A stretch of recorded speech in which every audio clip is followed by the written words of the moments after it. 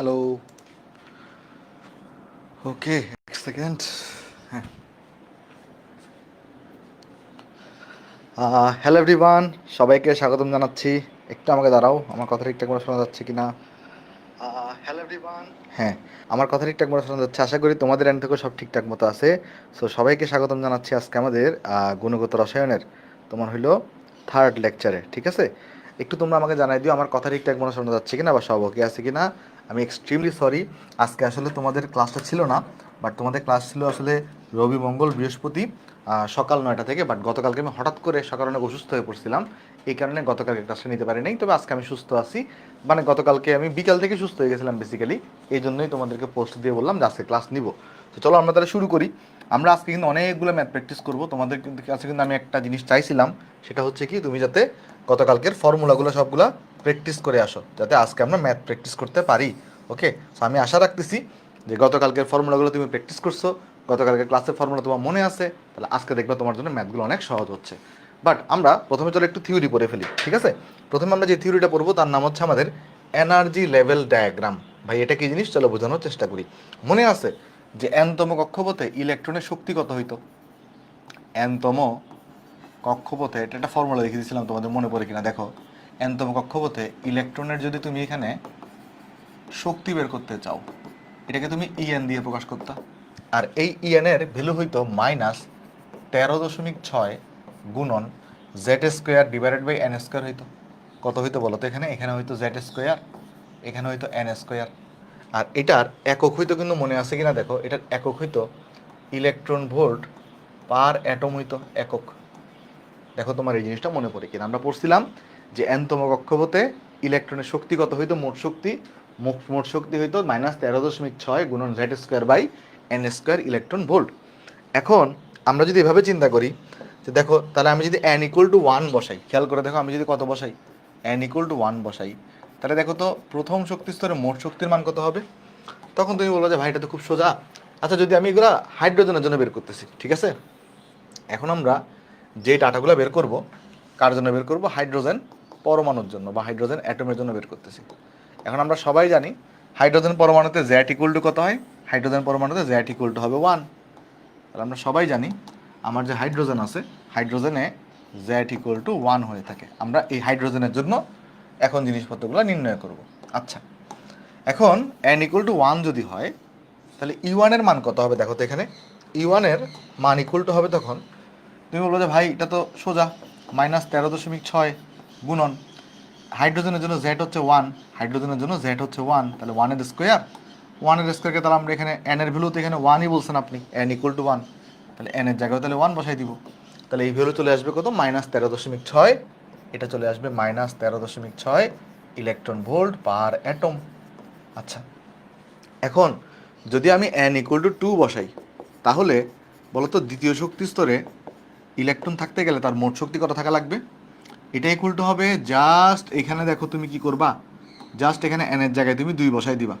হাইড্রোজেনের জন্য বের করতেছো, তাহলে z ইকুয়াল টু 1, তাহলে এটাকে যদি তুমি 4 দিয়ে ভাগ করো, দেখবা এই ভ্যালুটা আসবে তোমার কাছে -3.4 ইলেকট্রন ভোল্ট পার অ্যাটম আসছে। তুমি এটাকে 4 দিয়ে ভাগ করে দেখো, এটাই আসবে। দেখো তুমি যদি -13.6কে তুমি যদি 4 দিয়ে ভাগ করো, দেখবা -3.4 ইলেকট্রন ভোল্ট পার অ্যাটম আসবে, ঠিক আছে? আচ্ছা, এবার যদি তুমি n ইকুয়াল টু 3 বসাও, দেখো তো এখানে কত আসবে। যদি তুমি n ইকুয়াল টু যদি 3 বসাও, তাহলে দেখো কত আসবে, E3 ইকুয়াল টু, তাহলে দেখবা E3 এটা ইকুয়াল টু আসবে, জাস্ট তুমি এখানে n এর জায়গায় 3 বসাবা, জাস্ট তুমি এখানে n এর জায়গায় 3 বসাও, তারপর দেখবা ভ্যালু আসবে এখানে -1.51 ইলেকট্রন ভোল্ট পার অ্যাটম চলে আসছে। আচ্ছা, এইভাবে করে করে তুমি সবগুলো ভ্যালু বের করতে পারবা না? n ইকুয়াল টু 4 হলে কত, n ইকুয়াল টু 5 হলে কত, আশা করি বের করতে পারবা। এখন এখানে যে জিনিসটা লক্ষ্য করে দেখো, সেটা হলো, এটা হলো প্রথম শক্তি স্তরে ইলেকট্রন থাকতে গেলে তার মোট শক্তি এত হওয়া লাগবে, আর দ্বিতীয় শক্তি স্তরে ইলেকট্রন থাকতে গেলে তার মোট শক্তি এত হওয়া লাগবে। বলো তো এই দুটার মধ্যে কোনটা বড় ভ্যালু? তোমার কাছে মনে হইতে পারে ভাই 13.6 হচ্ছে বড় 3.4 থেকে, বাট অ্যাকচুয়ালি না। দেখো এখানে মাইনাস আছে, মাইনাস, আর এখানে দেখো মাইনাস আছে। মাইনাসের ক্ষেত্রে -2 কিন্তু -3 থেকে বড়, তার মানে -3.4 কিন্তু এই -13.6 থেকে অ্যাকচুয়ালি বড়। সো আমরা বলতে পারি এটা থেকে এটা বড়, আবার এটা থেকে এটা বড়। তার মানে যত তুমি কক্ষপথ সংখ্যা বাড়াবা তত তোমার কিন্তু কি হচ্ছে, এনার্জি বাড়তেছে। আচ্ছা, এনার্জি বাড়তে বাড়তে একদম শেষ কক্ষপথ, শেষ কক্ষপথ বলতে আমরা কত বুঝি, ইনফিনিটি নাম্বার কক্ষপথ।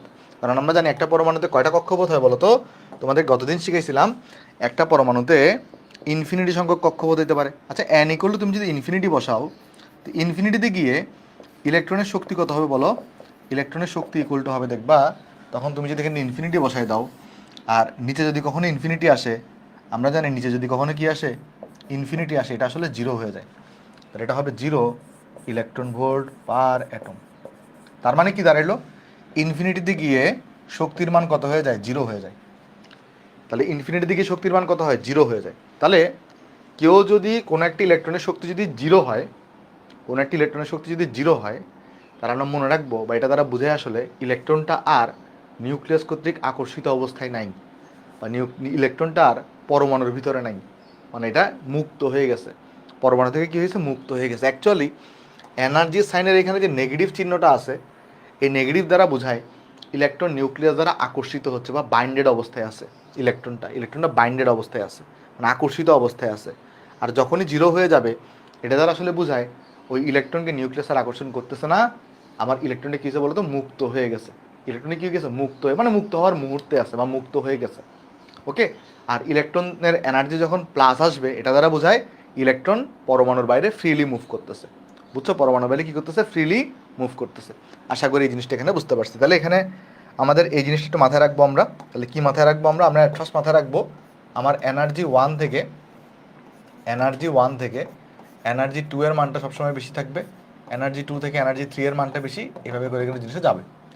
আশা করি সবাই জিনিসটা আমরা এখানে বুঝতে পারছি, এতটুকুতে আমাদের কারো কোনো ডাউট নেই।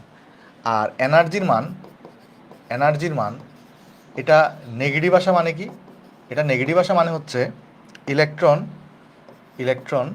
নিউক্লিয়াস কর্তৃক আকর্ষিত অবস্থায় আছে, নিউক্লিয়াস কর্তৃক আকর্ষিত অবস্থায় আছে। এটা নিয়ে আমরা বিস্তারিত আলোচনা করতেছি না, কেমন, জাস্ট এটা দ্বারা কী বোঝায় সেটা শিখে রাখো।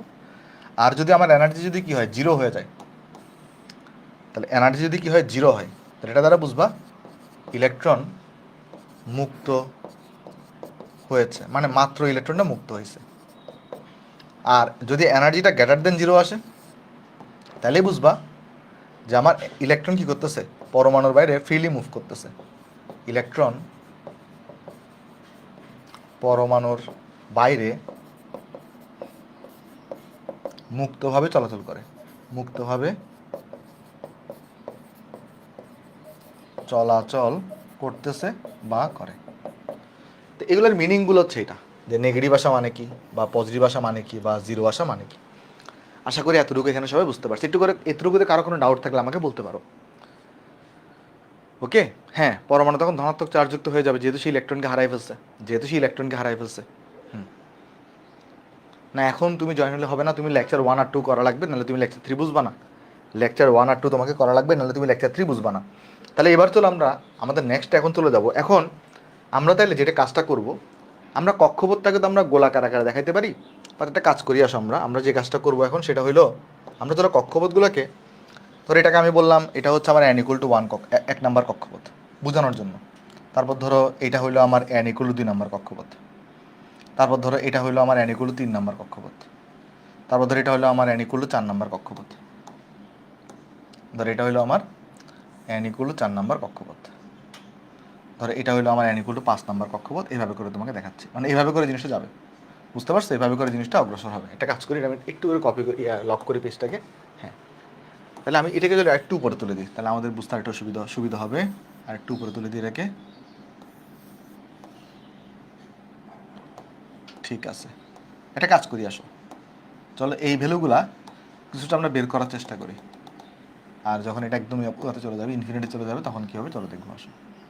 ওকে, তাহলে দেখো আমি তোমাকে বলি, ধরো এটা হচ্ছে আমার n=1 বলতেছি, এটাকে আমি এই লাইনটাকে আমি বলতেছি n=2, এই লাইনটাকে আমি বলতেছি n=3, এই লাইনকে আমি বলতেছি n=4, এই লাইনকে আমি বললাম n=5, আর এই লাইনকে আমি ধরা যাক বললাম n=ইনফিনিটি, মানে একদম ইনফিনিটির দিকে কী হবে সেটা। আচ্ছা, এখন দেখো n=1 এ এনার্জি কত ছিল, -13.6 ইলেকট্রন ভোল্ট। আমি আর অ্যাটম দেখতেছি না, n ইকুয়াল টু 2-তে এনার্জি কত ছিল -3.4 electron volt, n equal to 3-তে এনার্জি কত ছিল -1.51 electron volt, n equal to 4-এ কত বের করতে পারবা, n ইকুয়াল টু 4-এ কত আসবে, n ইকুয়াল টু 4-এ কত আসবে দেখো তো, -13.6 ডিভাইডেড বাই তুমি 16 করে দাও, এটা আসবে -0.85 ইলেকট্রন ভোল্ট। আচ্ছা n ইকুয়াল টু 5-এ কত আসবে, 5-এ তাহলে 25 দিয়ে ভাগ করে দাও, 25 দিয়ে ভাগ করে দাও, এটা তাহলে আসবে এখানে -0.544 ইলেকট্রন ভোল্ট। এই ভ্যালুগুলো এখানে আসছে, ইলেকট্রন ভোল্ট এই ভ্যালুগুলো এখানে আসছে, ইলেকট্রন ভোল্ট এই ভ্যালুগুলো এখানে আসছে, ঠিক আছে, ইলেকট্রন ভোল্ট। ওকে, আর n ইকুয়াল টু ইনফিনিটি দিকে এনার্জি কত হয়, 0 ইলেকট্রন ভোল্ট হয়ে যায়। এই জিনিসটাকে সবাই বুঝতে পারছো, একটু করে আমাকে বলো তো কমেন্টে, এই জিনিসটা সবাই বুঝতে পারছো কিনা? এখানে কি করছি ভাই, এখানে যে কাজটা করলাম সেটা হচ্ছে আমরা প্রতিটা কক্ষপথকে ডিফাইন করলাম, তারপরে ডিফাইন করার পরে তাদের যে কারেসপন্ডিং এনার্জি, সেই কারেসপন্ডিং এনার্জিকে এখানে লিখে দিছি, আর কিছুই করিনি এখানে। ওকে, আচ্ছা এবার এখান থেকে আমাদের কিছু জিনিস বোঝার আছে, সেটা হলো দেখো আমরা এই n ইকুয়াল টু 1-কে আমরা কি বলতে পারি, n ইকুয়াল টু 1-কে আমরা বলে থাকি ভূমি স্তর বলতে পারি, বা গ্রাউন্ড লেভেল বলতে পারি, বা প্রথম বোর কক্ষপথ বলতে পারি। তাহলে এটার নাম কি কি আছে, এটাকে আমরা বলতে পারি ভূমি স্তর, এটাকে আমরা বলতে পারি ভূমি স্তর, এটাকে বলা যায় গ্রাউন্ড লেভেল, গ্রাউন্ড লেভেল, বা এটাকে বলা যায় শুধু বোর কক্ষপথ বলে, বা প্রথম বোর কক্ষপথ এটাকে বলা যায়। ওকে, এগুলোর নাম হয়ে থাকে এটার এটা। আচ্ছা এবার দেখো, ধরো একটি ইলেকট্রন এই জায়গায় আছে, ইলেকট্রনের এটা কিন্তু সাধারণ অবস্থা, তাহলে ইলেকট্রনটা সর্বপ্রথম জাম দিয়ে এখানে যেতে পারে, তাহলে এখানে যদি যায় তো এটাকে আমি কি বলতে পারি, এই স্তরটাকে, এই স্তরটাকে বলা যায়, এটা তো দ্বিতীয় কক্ষপথ, বা এটাকে বলা যায়, এটাকে বলা যায় প্রথম উত্তেজিত স্তর। এটাকে কি বলা যায়, এটাকে বলা যায় প্রথম উত্তেজিত স্তর। কেন, এটাকে কি আমি উত্তেজিত স্তর বলতে পারবো, কোনটাকে বলো তো, এই যে এইটাকে, এটাকে কি আমি উত্তেজিত স্তর বলতে পারবো না, এটা তো সাধারণ অবস্থা। তাহলে এটা হচ্ছে প্রথম উত্তেজিত স্তর, এটা হলো দ্বিতীয় উত্তেজিত স্তর, এটা হলো তৃতীয় উত্তেজিত স্তর, এভাবে করে যাবে জিনিসটা। এটাকে কিন্তু উত্তেজিত স্তর বলা যাবে না, n ইকুয়াল টু 1 হচ্ছে এটা সাধারণ অবস্থা বা ভূমি অবস্থা। বাট এটা যেটা আছে n ইকুয়াল টু 2, এটাকে তুমি কি বলতে পারো, এটাকে বলতে পারো প্রথম উত্তেজিত অবস্থা, এটাকে বলতে পারো প্রথম উত্তেজিত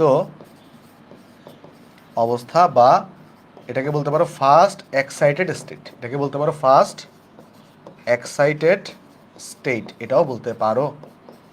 আচ্ছা দ্বিতীয় কথা, n ইকুয়াল টু 3 যেটা আছে, এটাকে তাহলে আমি কি বলতে পারি, এটা হবে তাহলে তোমার দ্বিতীয় উত্তেজিত অবস্থা, বা সেকেন্ড এক্সাইটেড স্টেট, বা কী হবে এখানে বলো তো, বা হবে, এটা হবে বা সেকেন্ড এক্সাইটেড স্টেট।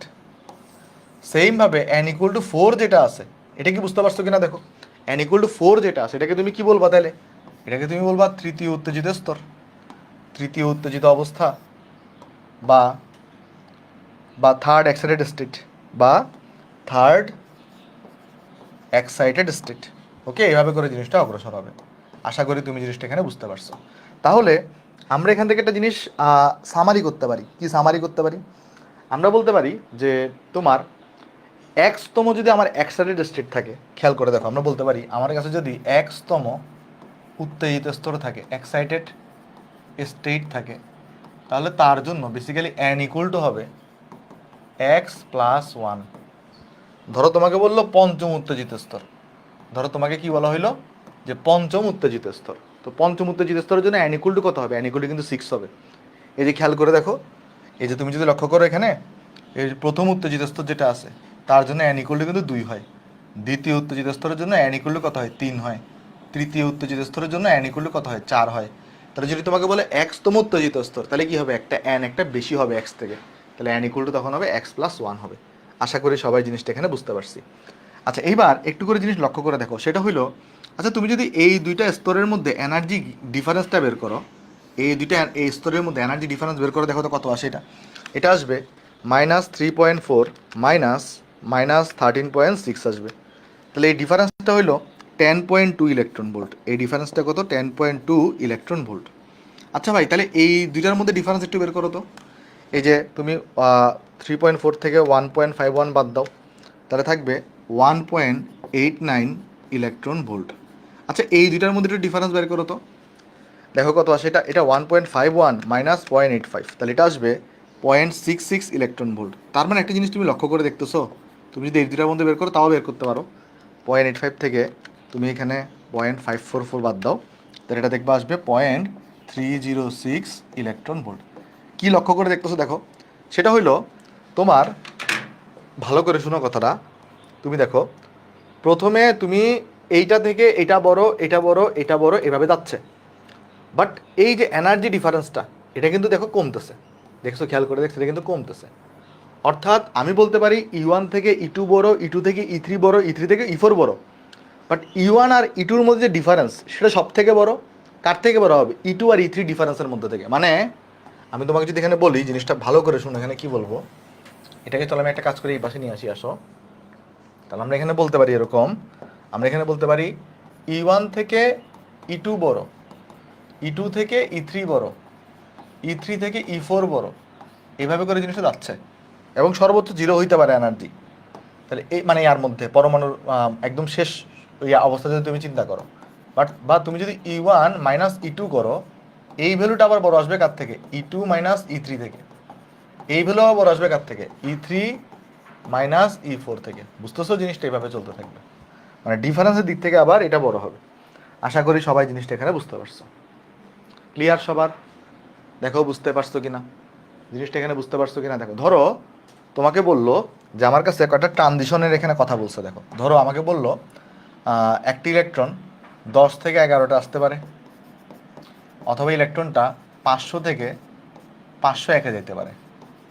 বা এভাবে চিন্তা করো, 11 থেকে ধরো 10ও আসতে পারে, ধরো ইলেকট্রনটা 11 থেকে 10-এ আসতে পারে, অথবা ইলেকট্রনটা 501 থেকে 500-তে আসতে পারে। তাহলে কোন ক্ষেত্রে শক্তি বিকিরণের পরিমাণটা সর্বনিম্ন হবে বলো তো? কোন ক্ষেত্রে শক্তি বিকিরণের পরিমাণটা সর্বনিম্ন হবে? কোন ক্ষেত্রে শক্তি বিকিরণের পরিমাণটা সর্বনিম্ন হবে? মানে ইলেকট্রন 11 থেকে 10-এ যেতে পারে, বা 501 নাম্বার স্তর থেকে 500-তে আসতে পারে। তাহলে কোন ক্ষেত্রে শক্তি বিকিরণটা মিনিমাম হবে? তুমি তখন বলবা যে ভাই আমরা তো একটু আগে দেখে আসলাম যে যত উপরে যাওয়া যায় তত ক্ষেত্রে কী হবে বলো তো? ভেরি গুড, এই যে যাবে জায়েদ পারছো, ভেরি গুড। তুমি যত উপরে যেতে পার, উপরে যাবা, শক্তি বিকিরণের পরিমাণটা তত বেশি মিনিমাম আসবে। আশা করি বুঝতে পারছো। তাহলে এটা হচ্ছে আমার এখানে কাহিনী। তাহলে চলো নেক্সটে চলো দিই, চলো একটা ম্যাথ করে ফেলি আমরা এখানে। দেখো এই ম্যাথ আমাকে কি বলছে কোয়েশ্চনে, বলতেছে এখানে আমাকে, দেখো বলা হয়েছে এখানে যে হাইড্রোজেন পরমাণু। তাহলে হাইড্রোজেনের কথা বলছে মানে কি? হাইড্রোজেনের কথা বলছে মানে আমার Z ইকুয়াল টু এখানে 1 হবে। ভূমিকক্ষ, ভূমিকক্ষ মানে n ইকুয়াল টু 1 থেকে প্রথম উত্তেজিত কক্ষ, তার মানে n ইকুয়াল টু 2-তে যাওয়ার সময় শক্তির পরিমাণ নির্ণয় করো। আচ্ছা, তার মানে n ইকুয়াল টু 1, তার মানে এটা হবে n লো আর এটা হবে n হাই। তো এখানে যাওয়ার সময় শক্তির পরিমাণ তোমাকে বের করতে বলা হয়েছে। তো এখন তুমি এটা অঙ্কটা কীভাবে করতে পারো? দেখো তো শক্তির পরিমাণ তুমি কীভাবে বের করতে পারো? শক্তির পরিমাণ তার মানে ব্যাপারটা কীরকম, যে একটি ইলেকট্রন আমার এখানে, দেখো আমার যদি সলিউশন করতে চাই, তার মানে একটি ইলেকট্রন আমার n ইকুয়াল টু 1-এ ছিল, মানে n লো ইকুয়াল টু 1-এ ছিল। আবার সেই ইলেকট্রনটা কই যাবে? সেই ইলেকট্রনটা যাবে n হাই ইকুয়াল টু 2-এ যাবে, 1 থেকে 2-এ জাম্প করবে, 1 থেকে 2-এ এখানে জাম্প করবে। তো এখানে শক্তির পরিমাণ তোমাকে, মানে কতটুকু শক্তি তাকে শোষণ করতে হবে সেটা বের করতে বলছে, শক্তির পরিমাণ বের করতে বলছে। তো তুমি একটা কাজ করো না, তুমি এখানে এই লেভেলের শক্তি ই লো বের করে ফেলো, এই লেভেলের শক্তি ই হাই বের করে ফেলো, আর এই তোমাকে ডেল্টা ই বের করতে বলছে। তো শোষিত শক্তির পরিমাণ কত হবে? ই হাই মাইনাস ই লো হবে, এটা তুমি বের করে ফেলতে পারবা না? তাহলে তোমার কাজ কী হবে, আগে তুমি আগে লিখো যে এনতম, তুমি আগে দেখো স্যারকে কীভাবে বুঝাবা। তুমি এখানে লিখো আগে এনতম শক্তি স্তরে ইলেকট্রনের শক্তি, এনতম শক্তি স্তরে ইলেকট্রনের শক্তি। তুমি তো ডিরেক্ট এইচএসসিতে বা সিকিউতে তুমি ডিরেক্ট আনসার, ডিরেক্ট ফর্মুলা লিখলে হবে না, শর্টকাট লিখলে হবে না, তোমাকে কী করতে হবে? একটু ভেঙে ভেঙে দেখাতে হবে। তাহলে তুমি লিখবে ই এন ইকুয়াল টু কত হয়? তোমাকে শিখেছি ই এন ইকুয়াল টু হয়ে থাকে minus m e⁴ z² 8 n² h² epsilon not square. প্রথমে তুমি এভাবে লিখবা, লিখার পরে তুমি কি করবে? এখানে ডাটা বসাবা, কি ডাটা বসাবা? ই এন ইকুয়াল টু তুমি কি পাও? ই এন ইকুয়াল টু তুমি লিখবা এখানে, তখন ভ্যালুগুলো জাস্ট বসাবা, এখানে ভ্যালুগুলো জাস্ট বসাবা, বাট ক্যালকুলেশন করার দরকার নেই। ভ্যালু কত আসবে? m তুমি জানো ইলেকট্রনের 9.1 গুণন 10⁻31 হয়। তারপরে e⁴ ই কত হয়ে থাকে?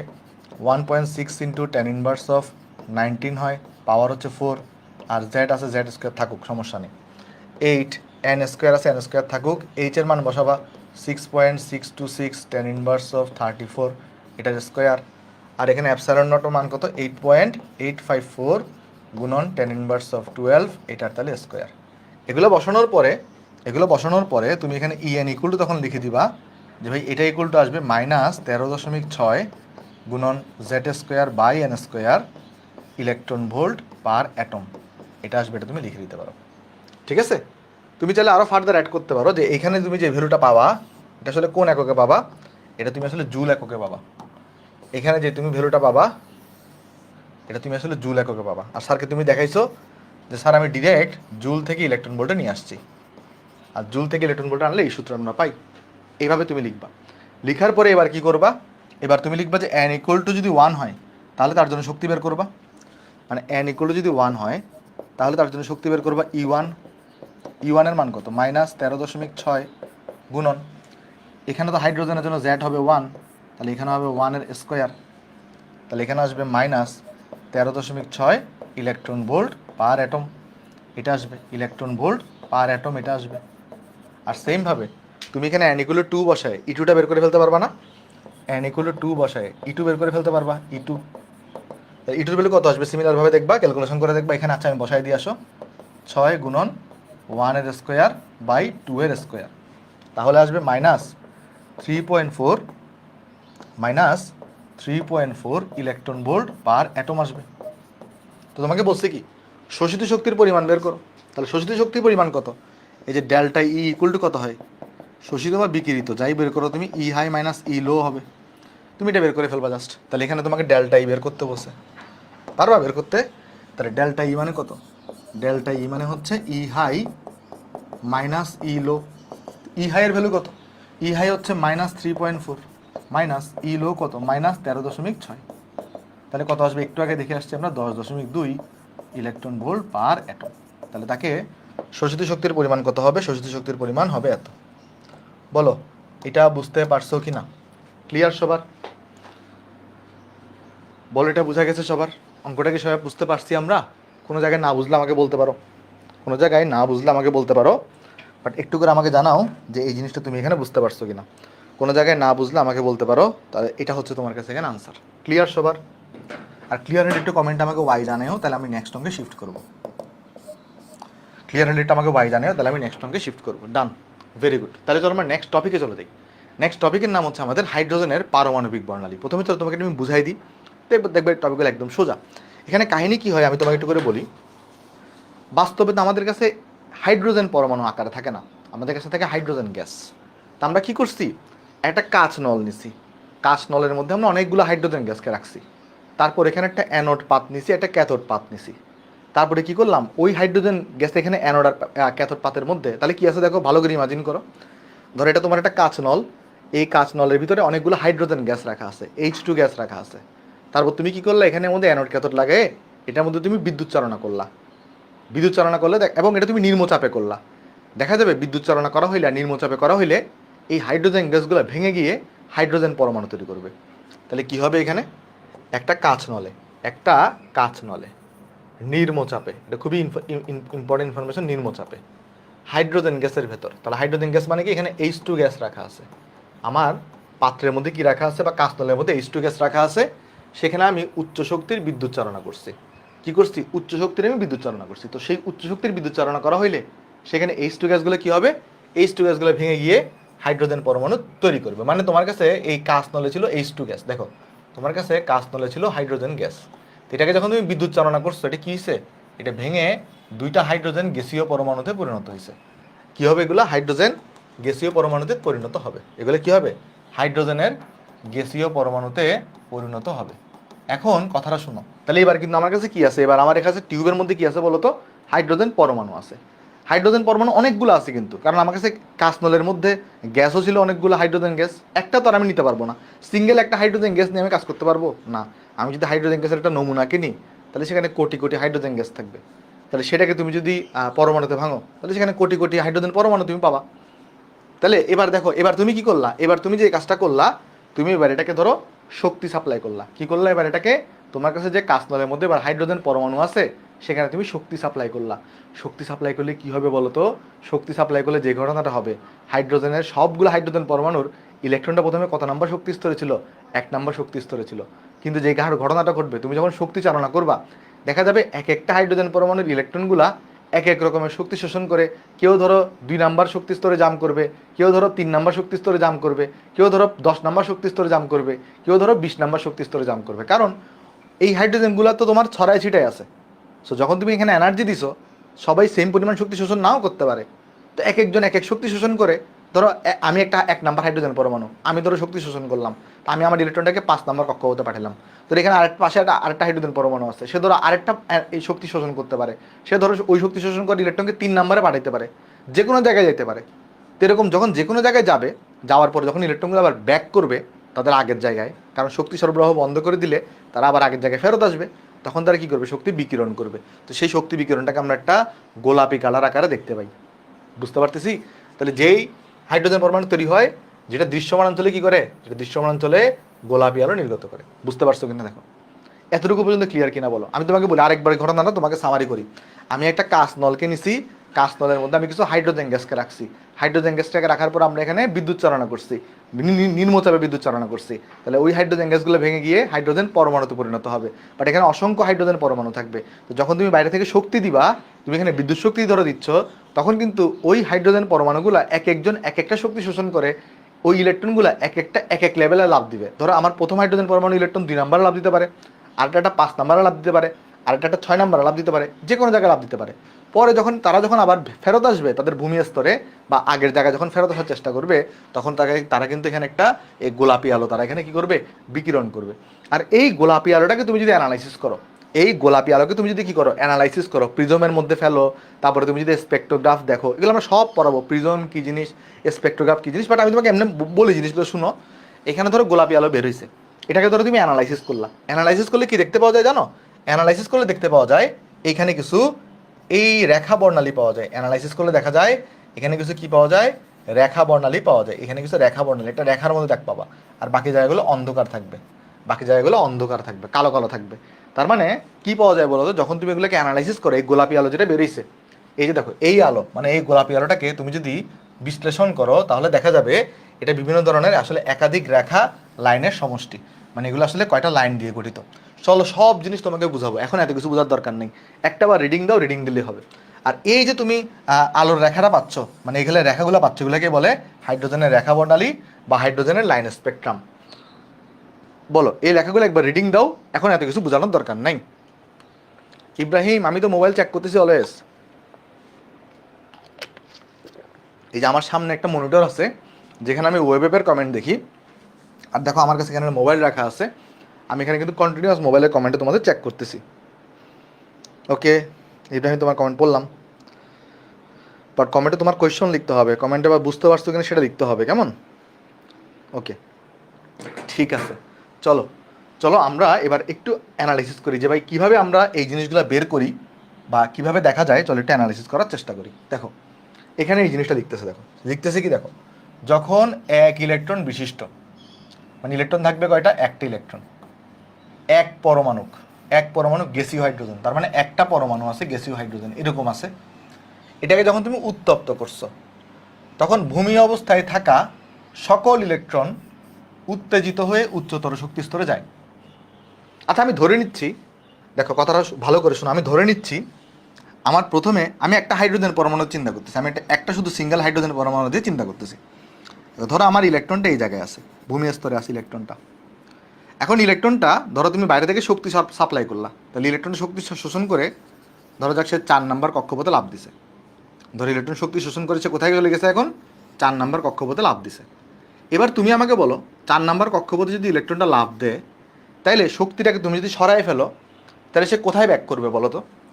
যদি একটি ইলেকট্রনকে তুমি যদি তাপ দাও, তাহলে সে শক্তি শোষণ করে 4 নাম্বার কক্ষপথে গেল, বাট শক্তিটাকে যখন তুমি সরাই ফেলবা বা কিছু সময় পরে গিয়ে সেই ইলেকট্রনটা আবার কোথায় ব্যাক করবে, তার ভূমি অবস্থায় বা তার যেটা জেনারেল অবস্থা ছিল গ্রাউন্ড স্টেটে ব্যাক করবে। তাহলে সে কই ব্যাক করবে বলো তো? এখানে এই ইলেকট্রনটা কই ব্যাক করবে, n = কততে ব্যাক করবে বলতে পারবা? n = কততে ব্যাক করবে বলো তো? যখন তুমি একটা ইলেকট্রনকে শক্তি দিলা, সেই ইলেকট্রনটা কী করলো, সেই ইলেকট্রনটা তোমার কাছে এখানে আমাদের এখানে ওই যে জাম দিল, তাই না? জাম দিয়ে সে ধরো 4 নাম্বার কক্ষপথে গেল, বাট 4 নাম্বার কক্ষপথে গেছে ঠিক আছে, বাট সে ব্যাক করবে কোথায় বলতে পারবা? সে একটা সময় ব্যাক করবে কিন্তু 1 নাম্বার কক্ষপথে, রাইট? বাট সে 1 নাম্বার কক্ষপথে বিভিন্নভাবে আসতে পারে। সে এমন হইতে পারে ধরো 1 নাম্বার কক্ষপথ থেকে এখানে ধরো 4 নাম্বার থেকে সে এখানে ধরো 4-এ আসে, সে এখানে 4-এ আসে, সে এখানে সে 1 নাম্বারে ডিরেক্ট জাম দিতে পারে, এমন একটা হইতে পারে। আর তখন তুমি কি করবা, যখন সে ডিরেক্ট জাম দিবে, তখন তুমি এখান থেকে একটা আলো তুমি দেখতে পাবা, একটা পার্টিকুলার একটা স্পেকট্রাল লাইন তুমি দেখতে পাবা। পার্টিকুলার একটা স্পেকট্রাল লাইন তুমি এখানে দেখতে পাবা। বুঝতে পারছো? একটা পার্টিকুলার স্পেকট্রাল লাইন এখানে দেখতে পাওয়া যাবে, বা একটা বিকিরণ রেখা তুমি এখানে দেখতে পারবা। আবার এমন হইতে পারে সে ধরো 4 নাম্বার থেকে 1 নাম্বারে সরাসরি না এসে সে ধরো অ্যাট ফার্স্ট আগে 3 নাম্বারে আসলো। তো 4 নাম্বার থেকে সে যখন 3 নাম্বারে আসবে তখন কিন্তু তুমি একটা বর্ণালী দেখতে পারবা। তারপর এখন ভাই 3-এ এসে কি সে থেমে যাবে? না, 3-এ এসে কিন্তু সে থামবে না। 3-এ এসে সে কিন্তু দেখো তার টার্গেট কিন্তু 1-এ ব্যাক করা। তার টার্গেট কই ব্যাক করা? এই যে এটা হচ্ছে আমাদের n = 1, এটা হইলো আমার n = 2, এটা হইলো আমার n = 3, এটা হইলো আমার n = 4। সে দিন শেষে কিন্তু 1-এই ব্যাক করবে, বাট 1-এ সে বিভিন্নভাবে ব্যাক করতে পারে। সে 4 থেকে ডিরেক্ট 1-এ লাফ দিতে পারে, অথবা 4 থেকে আগে 3-এ আসতে পারে, পরে এমন হইতে পারে 3-এ আসার পরে সে 3 থেকে ডাইরেক্ট কোথায় লাফ দিতে পারে? 1-এ লাফ দিতে পারে। অথবা এমনও হইতে পারতো সে 3 থেকে আসার পরে সে 2-এ আসলো, এমনও হইতে পারতো, পরে আবার 2 থেকে সে 1-এ আসতো, এরকমও হইতে পারে। আর এরকম হওয়ার সময় দেখো এখান থেকে একটা বর্ণালী তৈরি হবে, এখান থেকে একটা বর্ণালী তৈরি হবে, এখান থেকেও কিন্তু কি তৈরি হতে পারে? একটা বর্ণালী রেখা বা একটা স্পেকট্রাল লাইন তোমার এখানে তৈরি হতে পারে। মানে মেন কথাটা হচ্ছে এটা, তুমি যখন উত্তেজিত করবা সেটাকে উত্তেজিত হইলো, উত্তেজিত হওয়ার পরে সে যখন ভূমি স্তরে আসবে সে কিন্তু মাল্টিপল মানে পাথওয়ে ফলো করতে পারে। সে চাইলে এই যে আমার এই যে কী করবে, ডিরেক্ট লাফ দিতে পারে। ডিরেক্ট লাফ দিলে তখন তুমি একটা ল্যাম্বডা দেখতে পারবা, এখানে স্পেকট্রাল লাইন দেখতে পারবা, একটা বিকিরণ রেখা দেখতে পারবা। সে ভেঙে ভেঙেও আসতে পারে, সে 4 থেকে 3-এ আসতে পারে, 3 থেকে আবার সরাসরি 1-এ আসতে পারে, অথবা এই যে 3 থেকে 2-এ আসতে পারে, অথবা 3 থেকে আবার ডিরেক্ট ওই যে এখানে দেখালাম অলরেডি 1-এ, 3 থেকে 2-এ আসতে পারে, অথবা 2 থেকে আবার 1-এ আসতে পারে, এনে ভেঙে ভেঙেও আসতে পারে। মানে বুঝতেছো জিনিসটা? অথবা এমন হইতে পারে ধরো 4 থেকে আগে 3-এ আসলো ডিরেক্ট, পরে 3 থেকে সে 1-এ আসলো, এরকমও হইতে পারে। তাহলে ধরো এমনও হইতে পারে যে আমার ইলেকট্রনটা কী হইলো, আমার ইলেকট্রনটা এই যে 4 নাম্বার থেকে লাফ দিয়ে আগে এখানে আসবে, পরে এখান থেকে এখানে যাবে, এরকমও হইতে পারে। বুঝতে পারতেছো? তার মানে সে কিন্তু এখানে দেখো একটা জিনিস লিখছে এখানে, সেটা কি লিখছে দেখো এখানে, ভালো করে শোনো কথাটা। কিছু সময় পর এই ইলেকট্রনগুলো যত উপায়ে সম্ভব সব উপায়ে পুনরায় ভূমি অবস্থায় ফিরে আসার চেষ্টা করে। আর যখন তারা নিচের স্তরে আসবে, আমরা জানি অলরেডি পড়ে আসছে আমরা তৃতীয় শিকার যে বোরের, যে তারা এখানে শক্তি বিকিরণ করে, আর সেই শক্তি বিকিরণের কি থাকে? একটা পার্টিকুলার ওয়েভলেন্থ থাকে। সেই শক্তি বিকিরণের একটা পার্টিকুলার ওয়েভলেন্থ থাকে। তো যেই আলোটা বিকিরণ করলো সেই আলোর তরঙ্গ দৈর্ঘ্য যদি 380 থেকে 780 ন্যানোমিটারের মধ্যে হয়, তাহলে সেইটাই আমাদের শুধুমাত্র চোখে ধরা পড়বে। সেটাই আমরা কি করতে পারবো? আমরা চোখে দেখতে পারবো। মানে যে আলোটা বিকিরিত হবে সেই আলোটা যদি কি হয়, সেই আলোর তরঙ্গ দৈর্ঘ্য যদি 380 থেকে 780-র মধ্যে হয়, তাহলে তুমি সেই আলোটাকে দেখতে পারবা, অন্যথায় সেই আলোটাকে তুমি দেখতে পারবা না। আশা করি জিনিসটা এখানে বুঝতে পারছো। একটা জিনিস জানো, সেটা হইলো শুধুমাত্র একটা পার্টিকুলার শক্তি স্তর আছে যেখানে ইলেকট্রন আসলে দৃশ্যমান আলোর তরঙ্গ দৈর্ঘ্যের মানে সমান এরকম রেঞ্জের আলো, বিকিরণ আলো তৈরি হয়। বলতে পারবা সেটা কত নাম্বার কক্ষপথ? মানে এই n = 1 থেকে শুরু করে n = ইনফিনিটির মধ্যে শুধুমাত্র একটা পার্টিকুলার কক্ষপথই আছে, যেইটা তোমার হচ্ছে যে 2 নাম্বার, যে কক্ষপথে ইলেকট্রন আসলে তুমি দৃশ্যমান আলো দেখতে পারবা। সেই কক্ষপথটা কি বলতে পারবা?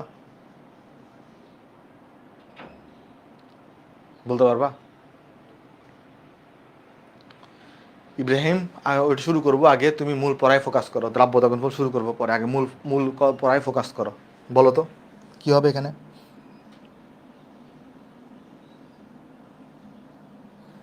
না, এটা সেটা না, এটা হচ্ছে যে ওই অসংখ্য রেখার সমষ্টি, এটা হচ্ছে তোমার ওই কনসেপ্ট, উপশক্তি স্তরের কনসেপ্ট, সেটা আমরা আগামী ক্লাসে পড়বো, এখন না।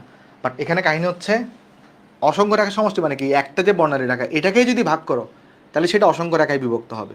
এটা হচ্ছে বোরের একটা সীমাবদ্ধতা। বাট আমরা তো একটাকে ভাগ করতেছি না, আমরা বললাম সে যখন উচ্চতর স্তর থেকে তার ভূমি স্তরে আসবে, আসার সময় সে বিভিন্ন পথ ফলো করতে পারে। সে এমন ডিরেক্ট লাফ দিতে পারে, অথবা ভেঙে ভেঙে আসতে পারে। তো ধরো ডিরেক্ট লাফ দিচ্ছে, তখন এখান থেকে একটা বিকিরণ তুমি পাবা। তারপরে তো ধরো যাক এখানে তুমি কি করছে, ভেঙে ভেঙে আসছে, ধর এখান থেকে এখানে আসছে, তাহলে একটা বিকিরণ পাবা। আবার ধরো এখান থেকে এখানে গেছে, তাহলে আরেকটা বিকিরণ পাবা। এখান থেকে এখানেও আসতে পারে, একটা বিকিরণ পাবা। এখান থেকে এখানে আসতে পারে, এখান থেকে আরেকটা বিকিরণ পাবা। মানে অনেকগুলো তুমি বিকিরণ পাইতে পারো। তাহলে যে জিনিসটা বললাম তোমাকে, একটা পয়েন্ট আমি জিজ্ঞেস করলাম, সেটা হচ্ছে এমন একটা কক্ষপথ আছে যেই কক্ষপথে ইলেকট্রন জাম দিলে, শুধুমাত্র সেই কক্ষপথে জাম দিলেই তুমি দৃশ্যমান আলো দেখতে পাও। সেটা হলো n = 2 নাম্বার কক্ষপথ। সেটা কত? সেটা হলো n = 2 নাম্বার কক্ষপথ। n = কত?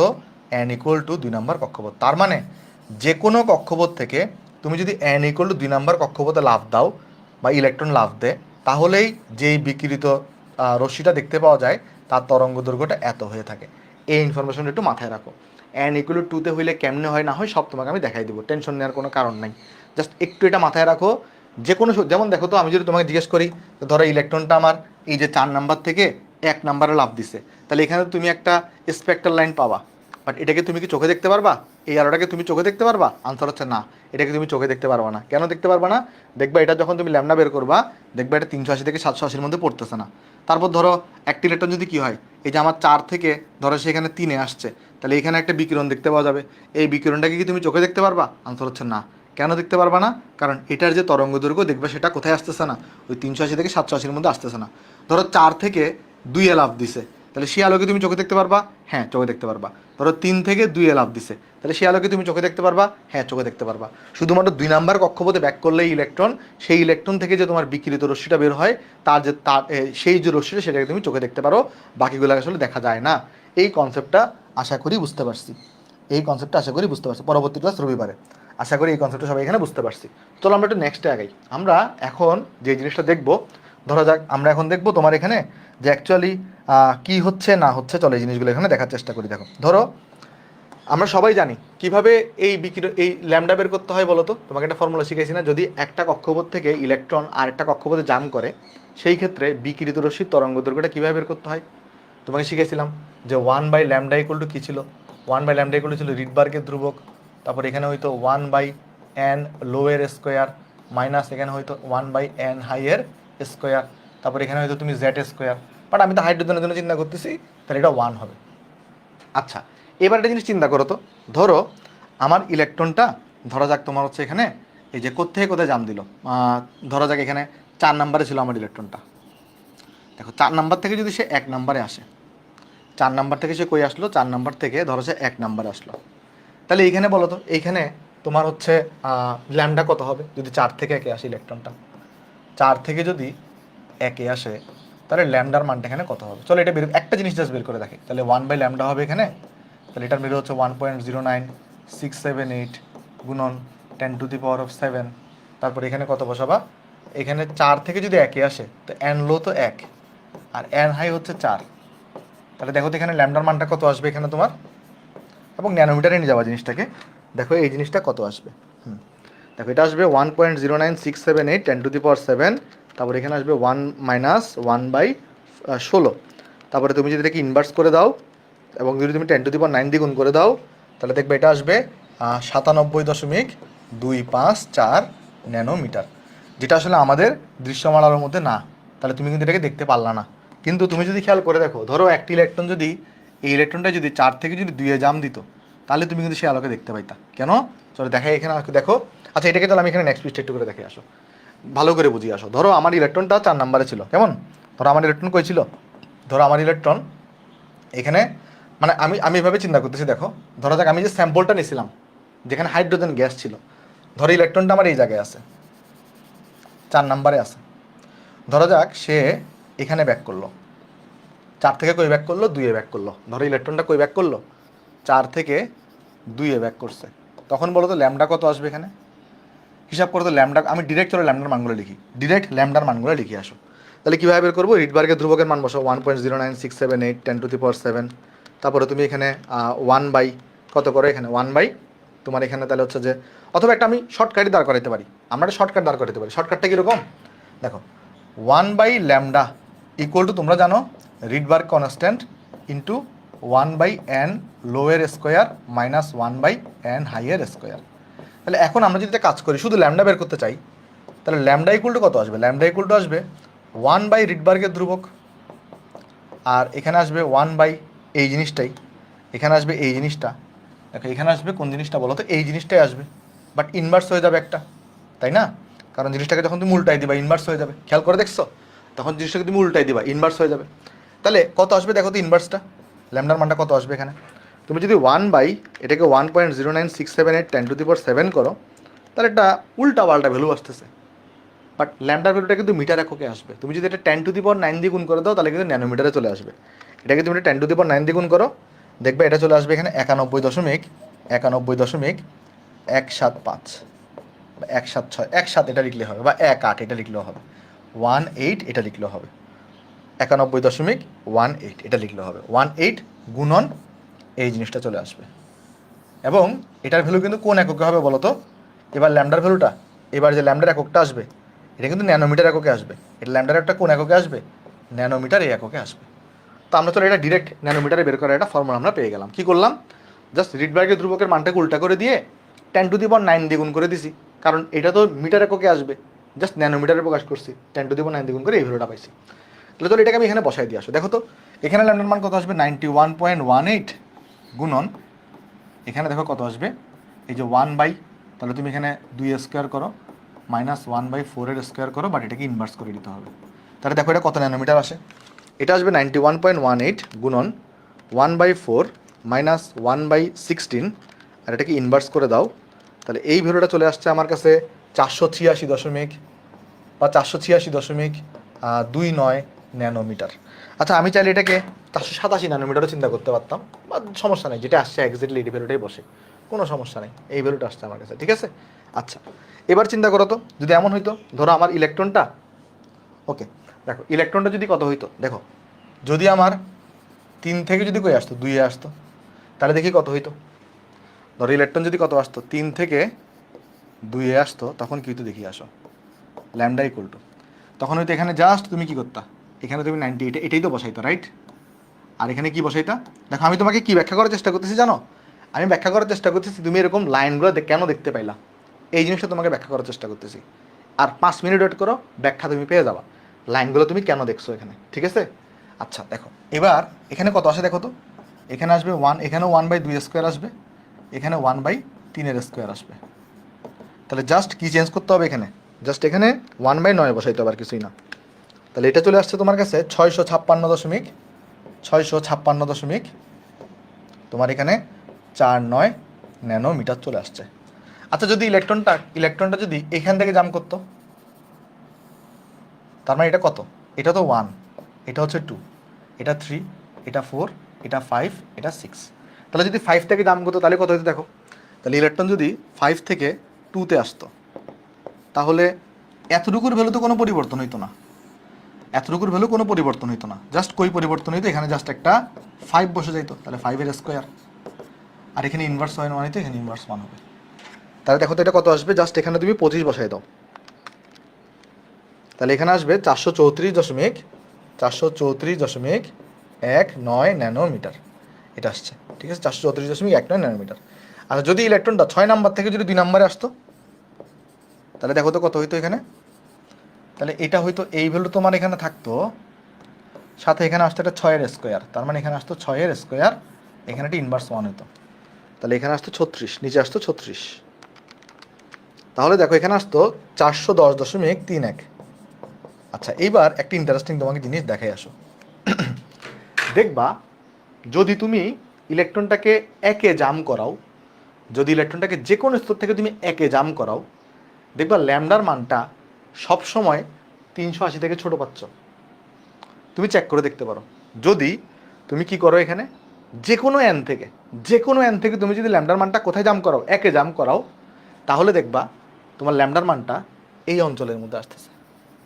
আচ্ছা আমরা দেখো তো এই অঞ্চলটাকে কি বলি, 380 থেকে 780টাকে আমরা বলি দৃশ্যমান অঞ্চল বা ভিজিবল অঞ্চল বলি। 380 থেকে কম হইলে সেই অঞ্চলটাকে কি বলা হয়? অতিবেগুনি অঞ্চল বলা হয়। মনে আছে কিনা দেখো, মহাজগতের গামা রঞ্জনকে অতিবেগুনি দৃশ্যে, তাহলে দৃশ্যের আগে ছিল অতিবেগুনি, তাহলে এটাকে আমরা বলি ইউভি রশ্মির অঞ্চল, ইউভি বা অতিবেগুনি অঞ্চল বলি এটাকে আমরা বলি অতিবেগুনি অঞ্চল। যেটাকে আমরা চোখে দেখতে পারবো? আনসার হচ্ছে না, এটাকে আমরা চোখে দেখতে পারবো না। আচ্ছা এইবার তুমি যদি যে কোনো শক্তিস্তর থেকে 3, 4, 5, 6, 7, 8 অন্য যে কোনো জায়গায় যদি আলোকে ফেলো, ধরো তখন তুমি কি আলো তখন তুমি তো বিকিরণ কত পাবা জানো? সেই বিকিরণের তরঙ্গ দৈর্ঘ্য হবে এটা থেকে বড়, আর তখন তুমি এখানে পাবা আইআর বা অবলোহিত রশ্মির তরঙ্গ দৈর্ঘ্য সমান এখানে পাবা। মানে ব্যাপারটা বুঝো, তুমি যদি খুব মনোযোগ দিয়ে শোনো কথাটা, এখন যে কথাটা বলবো খুব মনোযোগ দিয়ে শোনো, একমাত্র তুমি যদি যে কোনো শক্তিস্তর থেকে 2 নাম্বার কক্ষপথেই ইলেকট্রনকে জাম করাও, তাহলেই যে আলোটা তুমি দেখতে পারবা সে আলোটা হবে দৃশ্যমান, মানে এটা তোমার চোখে ধরা পড়বে। অন্য কোনো শক্তি স্তরে যদি ইলেকট্রন আসে সেই আলোটাকে তোমার খালি চোখে ধরা পড়বে না, সেই আলোটাকে তোমার খালি চোখে ধরা পড়বে না। কেন? কারণ যদি একে আসে তাহলে তার যে তরঙ্গ দৈর্ঘ্যটা হচ্ছে, মানে ধরো এখান থেকে যদি 5, 6, 7, 4, 3 যে কোনো জায়গা থেকে যদি একে আসে তাহলে তুমি যেই তরঙ্গ দৈর্ঘ্যটা পাবা সেটা হচ্ছে এরকম। আর 2-এ আসলে এটার মধ্যে কিছু একটা পাবা এবং পার্টিকুলার কিছু ভ্যালু পাচ্ছ। দেখো যদি যদি 3 থেকে 2-এ আসে ইলেকট্রনটা তাহলে এক্স্যাক্টলি তুমি তরঙ্গ দৈর্ঘ্যের ভ্যালু পাচ্ছ এত। তাহলে এই তরঙ্গ দৈর্ঘ্যটা এখানে কোথায় আছে ফাইন্ড আউট করো তো। 656.49, তাহলে এটাকে আমি মনে মনে 657 বলতে পারি। দেখো এই ভ্যালুটা এই ভ্যালুটা এই ভ্যালুটা এই জায়গায় আছে কিনা দেখো তো। 657 এটা এখানে আছে কিনা দেখো তো একটু করে। এই 657 এটা এই জায়গায় আছে কিনা একটু দেখো তো। এই জায়গায় কোন জায়গায় বলো তো? এই জায়গায়, এই জায়গায় আছে কিনা দেখো তো একটু করে 657টা। তারপর যদি তুমি কোথায় কোথায় জাম্প করো, 4 থেকে 2-এ জাম্প করো, তাহলে তুমি তরঙ্গ দৈর্ঘ্য পাইছো কত? 486.29। এটা কোথায় আছে একটু ফাইন্ড আউট করো তো। এটা আছে এইখানে কোনো একটা জায়গায় আছে, এটা এইখানে কোনো একটা জায়গায় আছে। ওই বারবার খালি বাঁকা হয়ে যায়। তারপর দেখো সেটা হইল তুমি যখন 5 থেকে 2-এ জাম্প করবা তখন তুমি আলোর তরঙ্গ দৈর্ঘ্য পাইছো কত? এত। এটা কই আছে একটা ফাইন্ড আউট করো তো। এটা আছে 434, এটা এখানে কোথাও আছে, এটা এই জায়গায় কোথাও আছে। আবার যখন তুমি 6 থেকে 2-তে জাম্প দিছো, 6 থেকে 2-তে জাম্প দিছো তখন তুমি 410 পাইছো। 410টা দেখবা এখানে কোথাও আছে। তার মানে কি হচ্ছে একটু কাহিনীটা ভালো করে বুঝো, কাহিনী ভালো করে বুঝো। এবার আমি একটু মূল পরে ফিরে আসি, এখানে ফিরে আসি। আচ্ছা ভাই, এখানে যে হাইড্রোজেন গ্যাসটা ছিল, এইচ গ্যাস, মানে H2 ছিল, পরে এইচে কনভার্ট করলা। এখানে তো অনেকগুলো এইচ ছিল, কথার কথা এখানে তো অনেকগুলো এইচ ছিল, আমি দেখাতে পারি না। এখানে ধরো এখানে একটা এইচ আছে, তারপর এখানে একটা এইচ আছে, মানে আমি জাস্ট তোমাকে ভিজুয়ালি ব্যাখ্যা করার জন্য দেখাচ্ছি। এখানে এইচ আছে, এখানে হচ্ছে এইচ আছে। প্রত্যেকের গ্রাউন্ড স্টেটে ইলেকট্রন 1 নম্বরে আছে, তাই না? সাধারণ অবস্থায় ইলেকট্রনটা 1 নম্বরে আছে।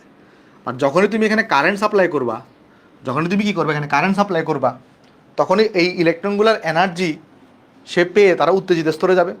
এখন উত্তেজিত স্তরে গিয়ে যে কোনো স্তরে যেতে পারে, সেটা হইতে পারে 2, 3, 4, 5, 6, 7, 8, 9, 10 যে কোনো স্তরে যেতে পারে। তাহলে পরবর্তীতে কী হবে, তারা যে কোনো স্তর থেকে আবার 1 নম্বরে ফেরত আসবে। বাট 1 নম্বরে সে তো আর ডিরেক্ট জাম নাও দিতেও পারে, নাও দিতে পারে, সে ভেঙে ভেঙেও আসতে পারে, আবার নাও ভেঙে আসতে পারে। এটা তো আমরা জানি না জিনিসটা, তাই না? তো এই জন্য আমরা দেখাইলাম সে যে কোনো উপায়ে আসতে পারে, এরপরে দেখো আমি বললাম ধরো কথার কথা সে 1-এ আসছে, সেটা কিন্তু তুমি চোখে দেখতে পারবা না। সে ধরো 3-এ আসছে, সেটা তুমি চোখে দেখতে পারবা না। তোমার চোখে শুধু কোনটা ধরা পড়বে? শুধুমাত্র যেগুলো 2-এ আসবে ওগুলাই ধরা পড়বে। দেখো এই যে আমি এখানে 6 থেকে দেখাইছি, 6 থেকে ইলেকট্রনকে দেখানোর চেষ্টা করছি, 6 থেকে ইলেকট্রনকে দেখানোর চেষ্টা করছি। দেখো 6 থেকে যদি 2-এ আসে, 6 থেকে যদি 2-এ আসে, বেসিক্যালি তুমি এরকম পার্টিকুলার 4টা বর্ণ দেখতে পারবা। 6 থেকে 2-এ আসলে এরকম পার্টিকুলার 4টা বর্ণ দেখতে পারবা। যদি 7 থেকে 2-এ আসতো তাহলে 5টা স্পেকট্রাল লাইন তুমি পাইতা। তখন তুমি এই জন্য দেখো এখানে যখন দেখানো হয়েছে, এখানে আমি তোমাকে যখন বলছি যেটাকে যখন তুমি অ্যানালাইসিস করবা দেখবে এরকম কিছু সিঙ্গেল লাইন পাচ্ছ। তাহলে এই সিঙ্গেল লাইনগুলোকে কিন্তু কেন তুমি দেখতে পারতেছো? কারণ এগুলা দৃশ্যমান আলোর মধ্যে এবং এগুলো শুধু 2 নম্বরে আসছে, বাকিগুলোকে তুমি দেখতে পারবা না।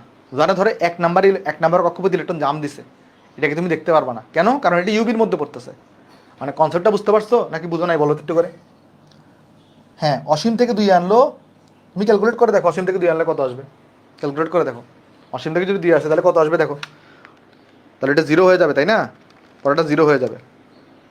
তাও কত আসে? না তখন হবে না, আবার তখন হচ্ছে না, ইনভার্স করো না, এটাকে ইনভার্স করো, তখনও তো হওয়ার কথা, তখনও হবে। হ্যাঁ তখনও হবে। দেখো 300 কত 64, তো দৃশ্যমানের কাছাকাছি কিছু একটা থাকবে, মানে একজাক্টলি দৃশ্যমান নাও হইতে পারে, বাট কাছাকাছি কিছু একটা থাকবে। যাই হোক, আশা করি তুমি বুঝতে পারতেছো জিনিসগুলা। ক্লিয়ার? সবার কনসেপ্টটা কি সবার ক্লিয়ার হয়েছে বলো তো একটু করে? না 91.18 কীভাবে আসছে? ওই যে রিডবার্গ ধ্রুবক ইনভার্স করে দাও, পরে 10⁹ দ্বিগুণ করো ন্যানোমিটারে নেওয়ার জন্য।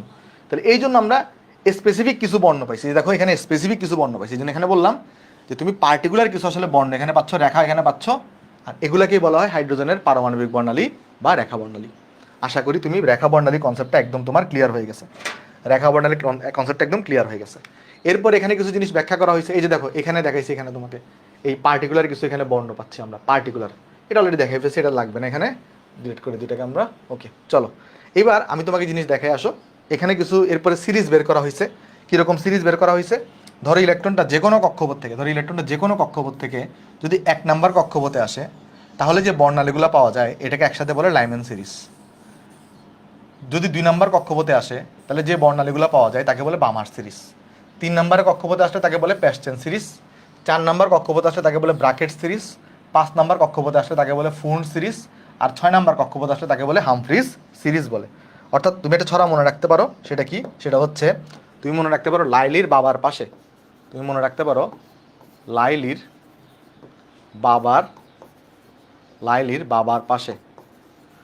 বাবার পাশে ব্রাজিলের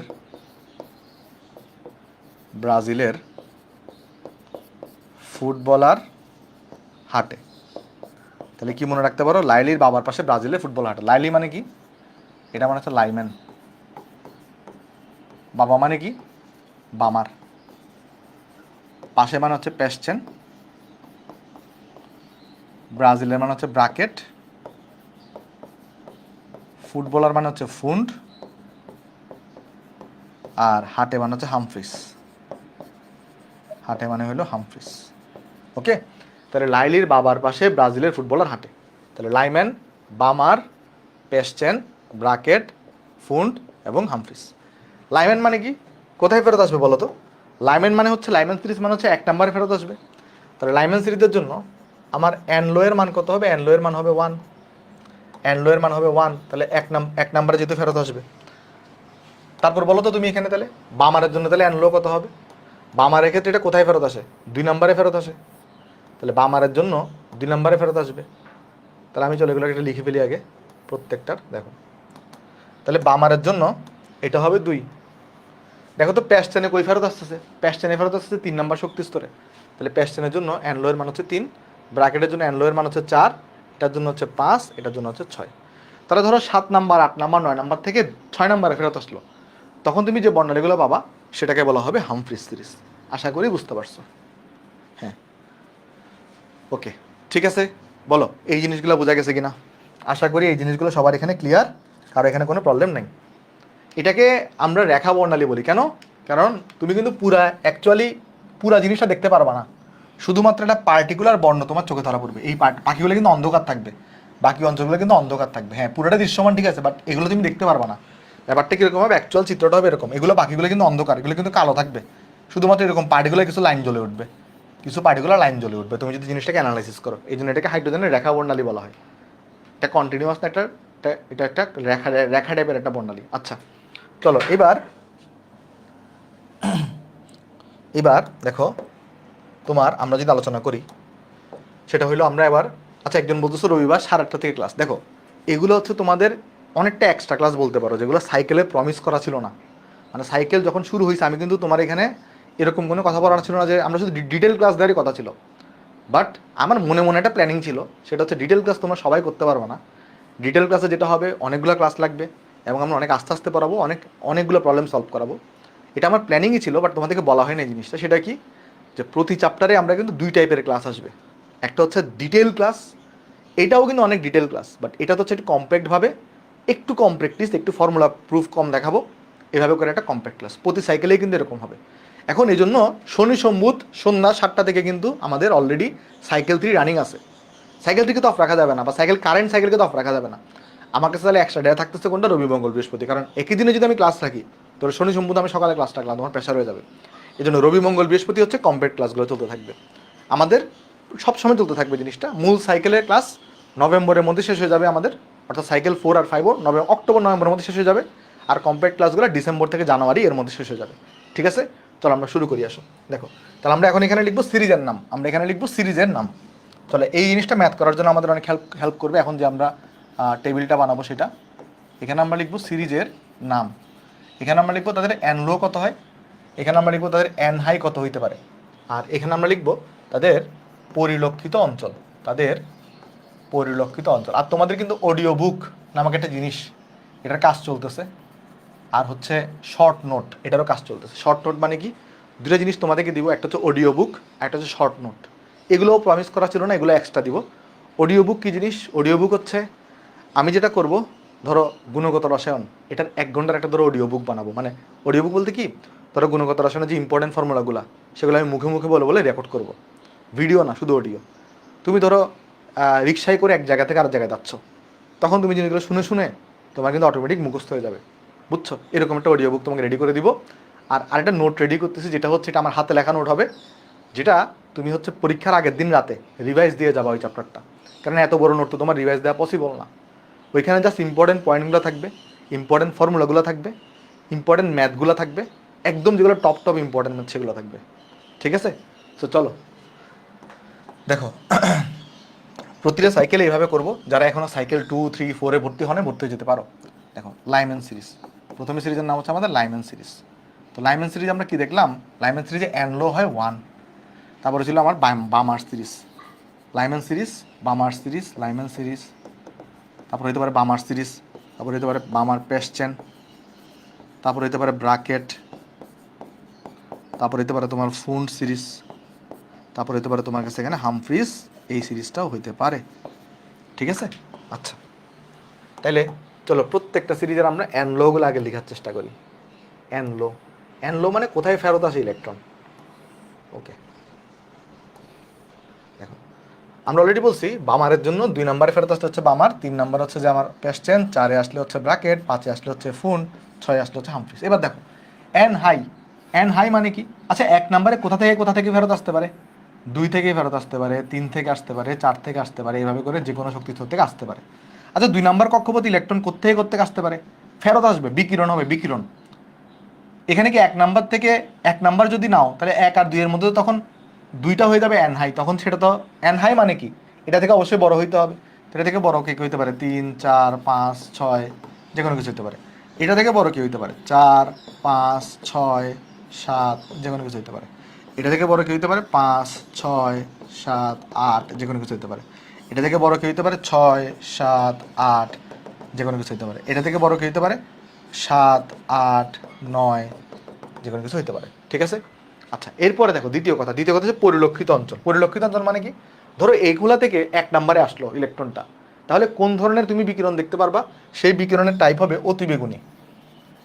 বিকিরণের টাইপ হবে অতিবেগুনি বা ইউভি রশ্মি অঞ্চল। বামারে আসলে হয় দৃশ্যমান, বামারে আসলে হয় দৃশ্যমান, আর এগুলোর জন্য সবগুলোর জন্য হয় অবলোহিত বা আইআর। বাকিগুলোর জন্য কি হবে? অবলোহিত বা আইআর অঞ্চল হবে। সবগুলোর জন্য কি হবে? এগুলোর জন্য অবলোহিত বা আইআর হবে, অবলোহিত বা আইআর হবে, ঠিক আছে? তো এই জিনিসটা তোমার অনেক কাজে দিবে তোমাকে, ওকে? এই জিনিসটা তোমাকে অনেক কাজে দিবে। তাহলে একটু তুলে ফেলো, তোলা হইলে একটু আমাকে কমেন্টে বলো।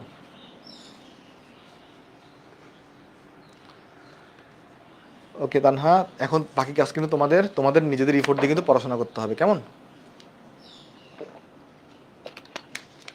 আমি আমার জায়গা থেকে সর্বোচ্চ চেষ্টা করতেছি, তোমাদের জায়গা থেকেও তোমাদের রিপোর্টটা দিতে হবে, তাহলেই তোমার রেজাল্টটা অনেক ভালো হচ্ছে। ওকে ডান সবার, চলো আমরা নেক্সটে যাই। আসো নেক্সটে আমরা পড়বো আমাদের রেখার সংখ্যা বা লাইন নাম্বার।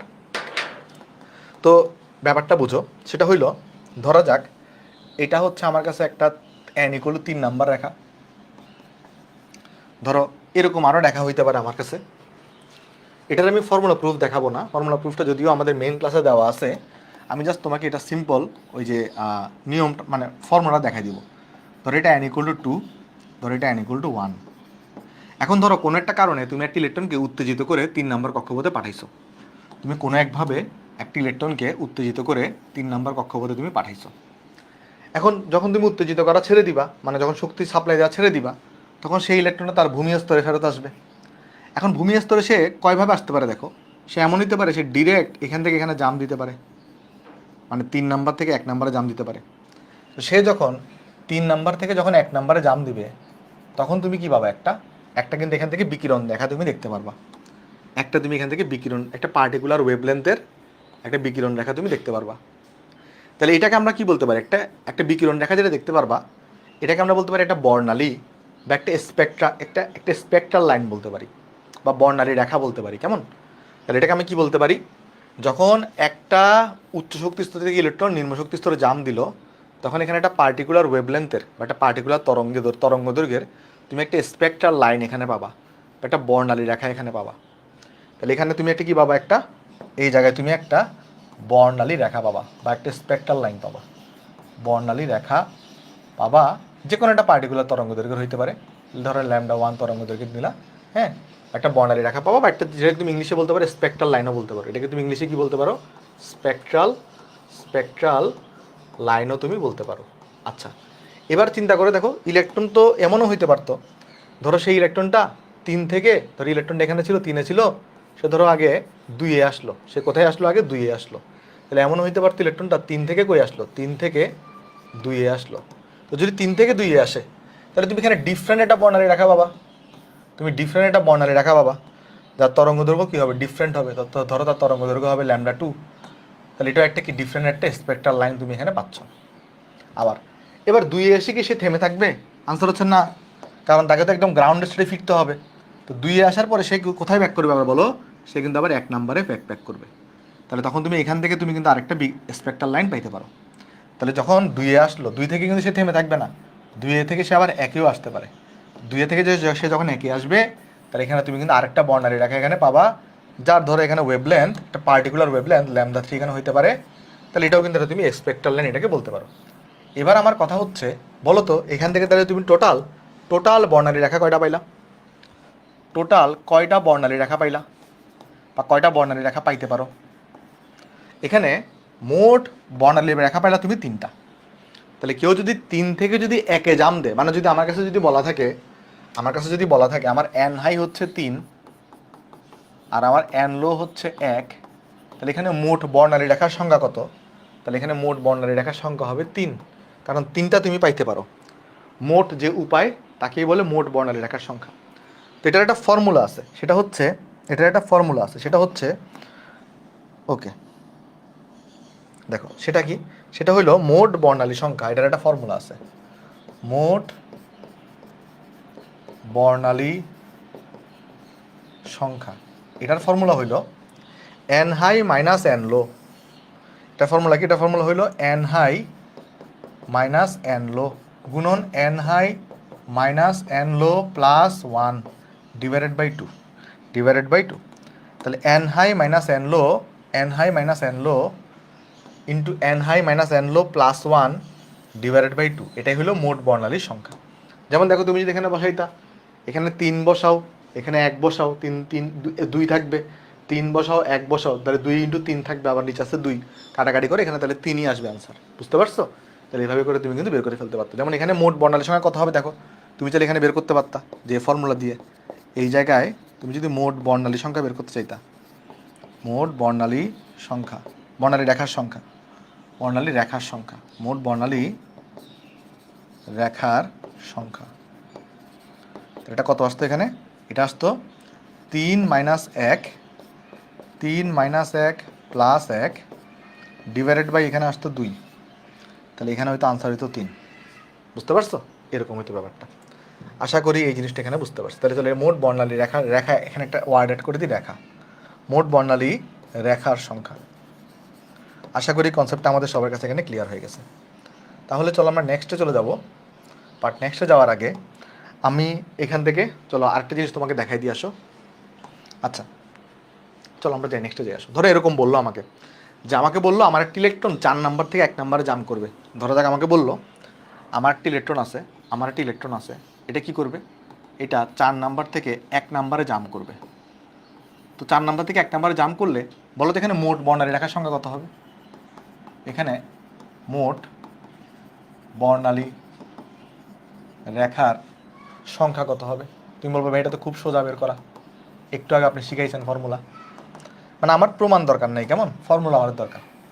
তাহলে কত হবে এটা, তাহলে এই ক্ষেত্রে দেখো এটা হচ্ছে আমার 4 থেকে যদি 1-এ আসে, তাহলে এটা হইলো আমার n লো আর এটা হইলো আমার n হাই, 4 থেকে 1-এ আসলে। তাহলে n হাইয়ের জায়গায় তুমি 4 বসাবা, n লো এর জায়গায় তুমি 1 বসাবা, তাহলে 4 মাইনাস 1 প্লাস 1 আর ডিভাইডেড বাই হচ্ছে 2 হবে এখানে। তাহলে দেখো এখানে কত আসবে, এখানে আসবে 3, দেখো এখানে কত আসবে, এখানে আসবে 3 আর এখানে আসবে 4, তাহলে 3 4 হচ্ছে 12, 12কে 2 দিয়ে ভাগ করো, তাহলে আনসার আসবে 6। তাহলে কত আনসার আসবে 6, মোট বর্ণালীর সংখ্যা কয়টা হবে, 6টা হবে। এটা আমাদের কোয়েশ্চন না, আমাদের কোয়েশ্চন হচ্ছে একটি ইলেকট্রন 4 থেকে 1-এ আসবে, কিন্তু তুমি এখানে বামার সিরিজ পাবা না। বামার সিরিজ না পাইলে মোট বর্ণালী রেখার সংখ্যা কয়টা হবে? মানে ধরো আমাকে যদি বলে একটি ইলেকট্রন 4 থেকে 1-এ আসবে, বাট বললো বামার সিরিজ ছাড়া, বামার ধরো কথার কথা জিজ্ঞেস করলো বামার সিরিজ ছাড়া মোট বর্ণালী রেখার সংখ্যা কত হবে, তখন আনসার কী হবে বলো? বলতে পারবা তখন আনসার কী হবে? চিন্তা করো তো, বামার সিরিজ ছাড়া মোট বর্ণালী রেখার সংখ্যা কত হবে? চিন্তা করে দেখো, বামার সিরিজ ছাড়া মানে কি? তার মানে বামার সিরিজের কোনো রেখা এখানে অ্যাকসেপ্টেবল হবে না, তাই না? বামার সিরিজ ছাড়া মানে কি? বামার সিরিজের কোনো রেখা এখানে অ্যাকসেপ্টেবল হবে না। এখন তুমি চিন্তা করে দেখো তো কীরকম ছিল অ্যাকচুয়ালি। আমি যদি লাইনগুলো চিন্তা করি, এটা ধরো আমার n = 4 ছিল আমার এটা, তারপর ধরো n = 3 ছিল আমার এটা, ধরো এটা n = 2 ছিল এটা, ধরো যাক n = 1 ছিল আমার এটা। ওকে, ধরো যাক এটা হচ্ছে আমার 1, এটা 2, এটা ধরো 3, এটা ধরো 4। তো আমার ইলেকট্রনটা যদি এখানে থাকে, ধরো কথার কথা ইলেকট্রনটা এখানে আছে, বামার সিরিজ ছাড়া মানে কি? তার মানে আমি 4 থেকে 2 এই লাইনটাকে কনসিডার করতে পারবো না, আবার 3 থেকে 2 এই লাইনটাকে আমি কি করতে পারবো না? কনসিডার করতে পারবো না। তাহলে এই দুটো লাইনকে চিন্তা করা যাবে না। তাহলে মোট বর্ণালী পাইতে তুমি 6টা, বাট এই 6টার মধ্যে 2টা বর্ণালী বামার সিরিজে তৈরি হয়, তাহলে এদের ছাড়া মোট বর্ণালী পাবো তুমি 4টা। বুঝতে পারছো কিনা দেখো, এদের ছাড়া মোট বর্ণালী পাবা তুমি 4টা। দেখো এটা ক্লিয়ার কিনা, আরেকবার বুঝাই বলি। দেখো ধরো তুমি যদি চিন্তা করো বলছে বামার সিরিজ ছাড়া মোট বর্ণালী রেখার সংখ্যা কত হবে, তখন তুমি আগে মোট বর্ণালী রেখার সংখ্যা বের করে ফেলবা, সেটা হচ্ছে আনসার 6। তারপর তোমাকে বামার সিরিজ হইতে পারবে না, তাহলে বামার সিরিজ হয় কেমনে? 4 থেকে 2-এ জাম দিলে অথবা 3 থেকে 2-এ জাম দিলে, কারণ আমার এখানে তো 4 হচ্ছে হাইস্ট, তাহলে এই দুইটাকে কনসিডার করবো না। তাহলে কোনটা বিবেচনাযোগ্য হচ্ছে দেখো তো, কোনটা কোনটা বিবেচনাযোগ্য হচ্ছে? দেখো একটা তো হইতে পারতো এরকম যে 4 থেকে একটা তোমার 1-এ আসতে পারতো, তাহলে এই বর্ণালীটা গ্রহণযোগ্য। আবার এমন হইতে পারতো 4 থেকে 3-এ যেতে পারতো, তাহলে এই বর্ণালীটাও গ্রহণযোগ্য। আবার এমনও হইতে পারতো 3 থেকে 1-এ যাইতে পারতো, এই বর্ণালীও গ্রহণযোগ্য। আবার এমনও তো হইতে পারতো 2 থেকে 1-এ যেতে পারতো, এই বর্ণালীও গ্রহণযোগ্য। তাহলে এটাও গ্রহণযোগ্য, এটাও গ্রহণযোগ্য, এটাও গ্রহণযোগ্য, এটাও গ্রহণযোগ্য, কিন্তু এই দুটো হচ্ছে গ্রহণযোগ্য না, এই দুটো হচ্ছে গ্রহণযোগ্য না। বুঝতে পারছি আমরা নাকি বুঝি নাই? বলো তো এবার, এবার কি ক্লিয়ার হয়েছে জিনিসটা, যে কোয়েশ্চনটা আসলে কী বুঝাতে চাইছে? একটু করে বলো তো আমাকে, এবার কি বুঝতে পারছি সবাই আমরা? একটু করে বলো, এটা কি বুঝতে পারছো? বামার সিরিজ ছাড়া এটা বলতে কি বোঝানো হয়? এটা বলতে বোঝানো হয় বামার সিরিজের এটা কনসিডার হবে না। ঠিক আছে, আশা করি তুমি এগুলো বুঝতে পারছো, আশা করি বুঝতে পারছো। এটাকে চলে এই পাশে নিয়ে আসি। হ্যাঁ, আশা করি জিনিসটা এখানে ক্লিয়ার সবার। ওকে, তারপর এবার আমাদের আরেকটা জিনিস জিজ্ঞেস করে অনেক সময়, সেটা হচ্ছে জিজ্ঞেস করে লাইন নাম্বার বা রেখার লাইন নাম্বার জিজ্ঞেস করে। ধর একটা ফর্মুলা তোমাকে লিখে দিয়ে আসো, সেটা হইলো লাইন নাম্বার। কেমন? লাইন নাম্বার অনেক সময় আমাকে জিজ্ঞেস করে, লাইন নাম্বার। তো যেটা মনে রাখবা, লাইন নাম্বারের একটা ফর্মুলা আছে, সেটা হইলো এন হাই মাইনাস এন লো। লাইন নাম্বারের ফর্মুলা কি? এন হাই মাইনাস এন লো। এটা মানে কি বোঝাচ্ছে? ধরো আমাকে বললো বামার সিরিজের 4th লাইন, আমাকে ধরো বললো বামার সিরিজের 4th রেখা, 4th রেখা, বা ইংলিশে বলতে পারে 4th লাইন, এভাবেও লেখা থাকতে পারে। তাহলে আমাকে কি লেখা থাকতে পারে? বামার সিরিজের 4th রেখা, এরকম জিনিস এটা লেখা থাকতে পারে। তাহলে এটা বলতে আমরা কি বুঝবো? চলো দেখানোর চেষ্টা করি। দেখো, যখনই তোমাকে বামার সিরিজ বলে দিছে, তখনই এখানে এন লো ইকুয়াল টু 2 হবে, তাতে কোনো সন্দেহ নাই। আচ্ছা, এবার বলো তো ভালো করে বুঝো 4th লাইন বলতে কি বোঝায়, আমি তোমাকে ধরো কনসেপ্টটা ক্লিয়ার করে আসো। ধরো এটা হচ্ছে বামার সিরিজ, তাহলে বামার সিরিজ শুরু হয় কত থেকে? বামার সিরিজ শুরু হয় এন ইকুয়াল টু 2 থেকে। তাহলে ধরো এখানে একজন ব্যক্তি দাঁড়ায় আছে, তাহলে এটার 4th লাইন হবে এটার উপরে 4 নাম্বার লাইনটা। তাহলে এটা হচ্ছে এটা হচ্ছে 1 নাম্বার লাইন, এটা 2 নাম্বার লাইন, এটা 3 নাম্বার লাইন, এটা হবে 4 নাম্বার লাইন। দেখো বামার সিরিজের 4th লাইন বলতে কি বোঝায়? দেখো তো এটার সাপেক্ষে এটা হবে 1 নাম্বার লাইন, এটা 2 নাম্বার লাইন, এটা 3 নাম্বার লাইন, এটা 4 নাম্বার লাইন।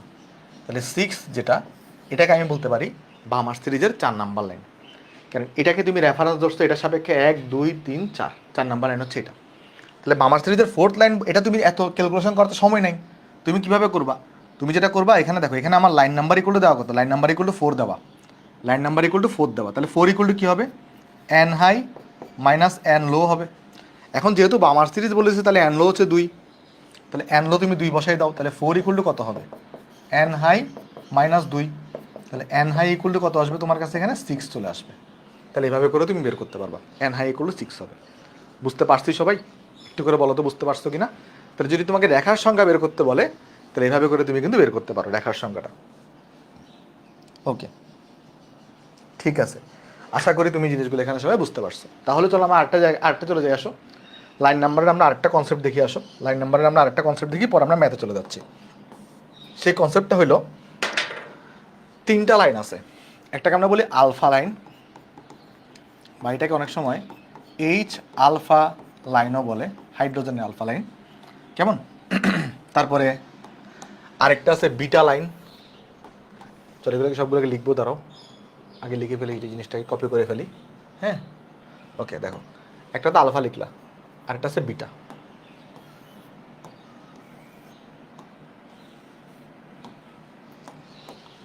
একটা আছে বিটা লাইন, আরেকটা আছে এইচ বিটা বলে এটাকে, আরেকটা আছে গামা লাইন, আবার ডেল্টা লাইনও আছে, ডেল্টা লাইনটা লাগবে না, তাহলে এটাকে এইচ গামা লাইনও বলে। আলফা বিটা গামা বলে ডেল্টা তুমি এমনি পারবা, দেখাচ্ছি আসো। ধরো আলফা লাইন, আরেকটা হতে পারে বিটা লাইন, আরেকটা হতে পারে গামা লাইন। এগুলো বলতে কি বোঝায় চলো দেখে আসো। আচ্ছা, এমন যদি হয় ধরো তোমার এন হাই যেটা আছে এটা যদি NL +1 হয়, তখন তুমি যে স্পেক্ট্রাল লাইন পাও, এন হাই করে যদি কত হয়, NL+1 হয়, তখন যে স্পেক্ট্রাল লাইনটা পাওয়া যায় এটাকেই আলফা লাইন বলে। আর যদি কখনো N high equal two NL+2 হয়, তখন যে স্পেক্ট্রাল লাইন পাওয়া যাবে বা বর্ণালী রেখা পাওয়া যাবে সেটাকেই বলা হবে বিটা লাইন। আর যদি এন হাই যেটা আছে এটা যদি NL+3 হয়, তাহলে তখন যে স্পেক্ট্রাল লাইনটা পাওয়া যাবে তাকে বলে গামা লাইন। মানে কিছু বুঝি নাই ভাই। দেখো ধরো তোমাকে বললো যে এটা হচ্ছে আমার 5 নাম্বার শক্তি স্তর, ধরো এখানে বললো এটা হচ্ছে আমার 6 নাম্বার শক্তি স্তর। তাহলে একটি ইলেকট্রন ধরো এই 6 নাম্বার থেকে ধরা যাক 5 নাম্বারে জাম্প করছে, তাহলে এখানে তুমি একটা স্পেক্ট্রাল লাইন পাইছো, তাহলে এটাকে তুমি চাইলে এইচ আলফা লাইন বলতে পারো। কেন?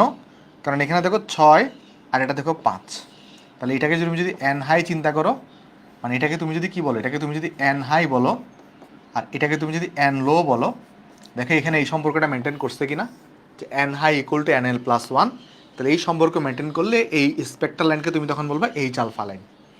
আচ্ছা, যদি এমন হইতো যে ধরো আমার এমন হইলো যে এটা হচ্ছে আমার ধরা যাক 4 নাম্বার শক্তি স্তর, ধর এটা 6 নাম্বার শক্তি স্তর, তাহলে দেখো এটাকে তুমি বলতে পারো এন হাই, এটাকে তুমি বলতে পারো এন লো। দেখো তো এই সম্পর্কটা মেনটেন করছে কিনা, N high equal two NL+2, তখন এখানে যে স্পেক্ট্রাল লাইনটা পাবা এটাকে বলে এইচ বিটা লাইন, এটাকে বলে এইচ বিটা লাইন। ঠিক আছে? আচ্ছা, ওয়ালাইকুম আসসালাম। ওকে, দেখো এবার যদি কি হয় এইচ গামা লাইন, তাহলে তুমি কখন বলবা? ধরো কথার কথা তুমি বলো, যদি এটা যদি 5 হয়, তাহলে এইচ গামা লাইন হওয়ার জন্য এন হাইকে কত হওয়া লাগবে বলো তো?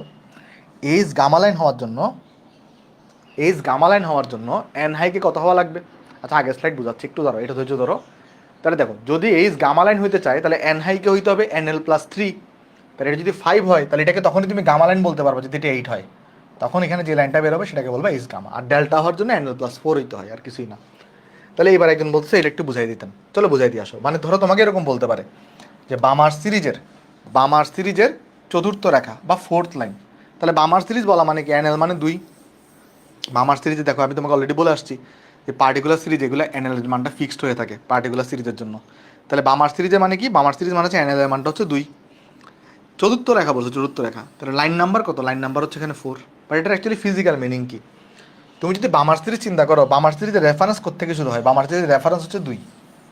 তাহলে ধরো 2 এর মধ্যে তুমি দাঁড়াও, 2 তুমি দাঁড়াইলা, তাহলে এখানে প্রথম লাইন তুমি কেমনে পাবা? যদি 3 থেকে একটি ইলেকট্রন 2 আসে। দ্বিতীয় লাইন মানে কি হবে? 4 থেকে ইলেকট্রন যদি তোমার এখানে 2 আসে। তৃতীয় লাইন কি হবে? 5 থেকে যদি আমার 2 আসে। আর 4 নাম্বার লাইন ইকুয়াল টু হবে 6 থেকে যদি 2 আসে। বাট আমাদের তো এত কিছু বোঝার দরকার নাই, বা আমরা তাহলে শিখে রাখবো, ডিরেক্ট ফর্মুলা শিখবো, যেখানে লাইন নাম্বার ইকুয়াল টু কত হবে? লাইন নাম্বার ইকুয়াল টু হবে এন হাই মাইনাস এন লো। আমাকে লাইন নাম্বার দেওয়া থাকবে, এন হাই বের করতে হবে। তো লাইন নাম্বার হচ্ছে এখানে দেখো, লাইন নাম্বার কত? 4। লাইন নাম্বার এখানে 4 বসাইছি, এন হাই মাইনাস এন লো বসাইছি, 4 বসাই দিছি এখানে, এন লো এখানে 2, এন হাই পেয়ে গেলাম 6। এভাবে করে বের করা যায়। বুঝতে পারছি সবাই? চলো, যদি বুঝতে পারি তাহলে এই অঙ্কটা একটু প্রশ্নটা পড়ে দেখো, এই অঙ্কটা একটু করে প্রশ্নটা পড়ে দেখো। যদি এটা একটু কঠিন অঙ্ক, বাট এটা আমরা চলো চেষ্টা করবো সহজ করার। ওকে, চলো অঙ্কটা করি। এখানে কোয়েশ্চেন বলতেছে আমাকে যে আমার একটা পরমাণুতে তোমার এক সংখ্যক শক্তি স্তর আছে, তাহলে তার বর্ণালীতে মোট রেখার সংখ্যা কত হবে? আচ্ছা আমাকে বলো তো, যদি আমার কাছে 4টা শক্তি স্তর থাকে, যদি আমার কাছে 4টা শক্তি স্তর থাকে, তাহলে তার ক্ষেত্রে N high minus N L এর মান কত পর্যন্ত হওয়া সম্ভব বলো তো? যদি 4টা শক্তি স্তর থাকে, তাহলে তার ক্ষেত্রে এন হাই এর মান 4 হওয়া সম্ভব সর্বোচ্চ, আর এন এল এর মান 1 হওয়া সম্ভব সর্বনিম্ন। তাহলে এখানে এটাই 3 হওয়া পসিবল। তাহলে 4টা শক্তি স্তর থাকলে, 4টা শক্তি স্তর থাকলে, 4টা শক্তি স্তর থাকলে আমার N high minus N L এর মানটা 3 হওয়া সম্ভব। তাহলে যদি আমার কাছে এক সংখ্যক শক্তি স্তর থাকে, যদি আমার কাছে এক সংখ্যক কি থাকে, এক সংখ্যক যদি শক্তি স্তর থাকে, এক সংখ্যক যদি শক্তি স্তর থাকে, তাহলে এই ক্ষেত্রে তুমি একটু করে বলো তো আমাকে, N high minus N L এর মান কত হবে? এক সংখ্যক শক্তি স্তর থাকলে N high minus N L এর মান কত হবে? তুমি তখন বলবা এক্স মাইনাস ওয়ান হবে, কারণ এখানে যা থাকে তার এক কম এখানে আছে। তাহলে এক সংখ্যক শক্তি স্তর থাকলে দেখো এখানে 4 এই 3কে তুমি কি লিখতে পারো? 4 মাইনাস এন এক লিখতে পারো না? তাহলে যতটা শক্তি স্তর থাকে তার থেকে একটা কম সংখ্যক এনএইচ মাইনাস এন এল এর ভ্যালু হবে, রাইট? তাহলে এখন আমাকে বলছে বর্ণালীতে মোট রেখার সংখ্যা কত হবে। তো মোট রেখার সংখ্যা তুমি কিভাবে বের করো? মোট রেখার সংখ্যা দেখো, তুমি যদি বের করতে চাও মোট রেখার সংখ্যা, তুমি বের করবা কিভাবে? তুমি উপরে বসাবা N high minus N L এর ভ্যালু, তুমি উপরে বসাবা কি N high minus N L এর ভ্যালু। এখন N high minus N L এর ভ্যালু কত? X minus one. এখানে বসাবা N high minus N L plus one divided by হয় 2। দেখো জাস্ট ফর্মুলা বসাইছি আর কিছু না, জাস্ট এখানে ফর্মুলা বসাইছি N high minus N L, যার ভ্যালু দেওয়া আছে এটা N high minus N L plus one divided by 2, আর কিচ্ছু করিনি। ঠিক আছে, আর কিচ্ছু করি নাই, জাস্ট এখানে এই ভ্যালুটাকে আমি এখানে বসাই দিছি, এখানে পুট করছি, এই জায়গায় পুট করছি। ঠিক আছে, তাহলে এখানে কত পাবা দেখো তো, এখানে পাবা, এখানে তোমার চলে আসবে নিচে তো টুই থাকবে, বাট দেখো এটা কত হয়ে যাবে? এটা এক্স হয়ে যাবে, তাহলে এখানে থাকবে এক্স গুণন এক্স মাইনাস ওয়ান থাকবে। এখানে কি থাকবে? এক্স গুণন এক্স মাইনাস ওয়ান থাকবে। এখন দেখো তোমার অপশনে আনসারগুলো কিন্তু এই যে x into x minus one divided by 2 এই আকারে দেওয়া নাই, এগুলো অনেকটা ধারার যোগফল আকারে দেওয়া আছে। কি আকারে দেওয়া আছে? ধারার যোগফল। আচ্ছা এখন আমরা সবাই জানি এই ধারাটাকে আমরা সবাই শিখছি কখনো ছোটোবেলায়। দেখো তো কোন ধারাটা কথা বলতেছি। তুমি যদি চিন্তা করে দেখো যে তুমি যদি এক সংখ্যক ধরে এরকম নাও যে 1 প্লাস 2 প্লাস 3 এভাবে করে করে ধরো এটা নিলা তুমি এক্স মাইনাস ওয়ান, এখানে ধরো তুমি নিলা এক্স মাইনাস ওয়ান নিলা, তারপর ধরো প্লাস এক্স নিলা, এটার ভ্যালু কত হয়? প্রথম এক্সতম সংখ্যার যোগফল কত হয়ে থাকে? সেটা হয়ে থাকে x into x plus one divided by 2 হয়ে থাকে। দেখো তোমার মনে পড়ে কিনা, x into x plus one divided by কত হয়ে থাকে? 2 হয়ে থাকে। মানে তুমি যদি প্রথমে এনতম সংখ্যার যোগফল বের করো, তাহলে এখানে কি আসবে? আমার এখানে আসবে x into x plus one divided by 2 আসবে। আচ্ছা এটা আসবে এখানে, ভালো কথা। এইবার একটা জিনিস তুমি ভালো করে বুঝো, আমার এখানে তো এটা কত আছে? এটা আছে x into x minus one আছে, বাট এখানে তো x into x plus one আছে। তা আমার এটাকে যদি আমি এরকম একটা জিনিস বানাতে চাই, এখানে কি করা লাগবে চলো চিন্তা করার চেষ্টা করে দেখি। আচ্ছা কি করা লাগবে চলো এখানে চিন্তা করার চেষ্টা করে দেখি কিভাবে করলে কি হবে। আচ্ছা বেসিক্যালি আমার এখানে দেখো এটাকে যদি আমি একটু ভেঙে লিখতাম, দেখো এখানে আমি কি পাইতাম? এখানে আমি পাইতাম এক্স স্কোয়ার প্লাস এক্স পাইতাম ডিভাইডেড বাই 2 পাইতাম। ঠিক আছে, ডিভাইডেড বাই কত পাইতাম? এখানে ডিভাইডেড বাই এখানে পাইতাম 2, এটা পাইতাম হচ্ছে এখানে। যদি আমি কি করতাম, যদি আমি এটাকে একটু এক্সপান্ড করি, কোনটাকে? ধরো দেখ এটাকে একটু এক্সপান্ড করলাম, তাহলে এক্স স্কোয়ার প্লাস এক্স পাইলাম। ওকে, আচ্ছা এটাকে এক্সটেন্ড করলে কি হয়? এটাকে এক্সটেন্ড করলে কি হয়? এটা হয় x square minus x divided by এখানে 2 হয়। এখানে হয় x square minus x divided by এখানে 2 হয়। আচ্ছা তুমি কি বলতে পারবা যে এইটাকে তুমি এরকম বানাবা কীভাবে বলো তো? তোমাকে যেটা করা লাগবে, তুমি যদি একটা উভয় পক্ষে মাইনাস এক্স করো, যদি উভয় পক্ষে কী করো? মাইনাস এক্স করো, তাহলে কিন্তু কাজটা হয়ে যাবে। কেমনে? ধরো এখানে একটা এক্স আছে না, এই এক্সটাকে তুমি এই পাশে নিয়ে আসো, মানে এতটুকুকে তুমি ফিক্স রাখো। এই এতটুকু ইকুয়াল টু তুমি কি লিখতে পারো, এতটুকু ইকুয়াল টু তুমি লিখতে পারবা এখানে, এতটুকু ইকুয়াল টু তুমি এখানে লিখতে পারবা, এই যে এইটা লিখো এখানে, সাথে এখানে এই এক্সটাকে তুমি এখানে মাইনাস এক্স করে দাও। এই এক্সটাকে তুমি, এই এক্সটা যেটা আছে এই এক্সটা, এটাকে তুমি এই পাশে নিয়ে আসছো, আর কিছুই না। এবার তুমি লসাগু নিয়ে দেখো তো, এবার তুমি লসাগু নিয়ে দেখো কত আসে। এখানে আসবে 2, এখানে আসবে এক্স স্কোয়ার প্লাস এক্স, এখানে আসবে মাইনাস 2x। দেখো এখানে এই রেজাল্টটাই চলে আসছে, দেখো এখানে এই রেজাল্টটাই চলে আসছে, x square minus x divided by 2। আর এটা কার সমান, এটা হচ্ছে এইটার সমান। দেখো মোট রেখার সংখ্যা ছিল আমার কাছে, মোট রেখার সংখ্যা ছিল আমার কাছে এইটা, এটা হচ্ছে আমার মোট রেখার সংখ্যা। আর এই মোট রেখার সংখ্যাটাকে আমরা কি লিখে দিলাম, দেখো এখানে মোট রেখার সংখ্যা যেটা আছে এটা, এটাকে আসলে এটা লেখা যায়। তাহলে এখানে কোনটা আনসার হবে দেখো তো, এখানে আনসার হবে তোমার কাছে এখানে আমাদের এই যে সি নাম্বার, দেখো সি নাম্বার অপশনে দেওয়া আছে সি, সি হচ্ছে তোমার কাছে এখানে কারেক্ট আনসার। বলো এটা অঙ্কটা বুঝতে পারছো কিনা। একটু কঠিন টাইপের ম্যাথ, এটা আসলে অনেক অ্যাডভান্স টাইপের ম্যাথ, বাট তাও তোমাকে দেখাই দিয়েছি, এটা আমি নর্মাল ক্লাসেও করাইছি, এখনও তোমাদেরকে করাই দিলাম। ঠিক আছে, বলো তো এটা কি বোঝা গেছে সবার? এই অঙ্কটা কি সবাই বুঝতে পারছো? এই অঙ্কটা কি সবাই বুঝতে পারছো? আশা করি বুঝতে পারছো। তাহলে চলো এবার আমরা নেক্সট অঙ্কে যাই।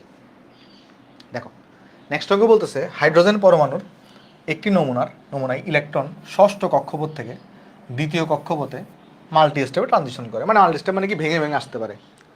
বামার সিরিজ ব্যতীত মোট বর্ণালী সংখ্যা কয়টা হবে? দেখো আগে তুমি মোট বর্ণালী বের করে ফেলো, আগে তুমি কি বের করে ফেলো, আগে তুমি বের করে ফেলো মোট বর্ণালী কয়টা। তাহলে এটা হবে আমার এন হাই, এটা হবে আমার এন লো।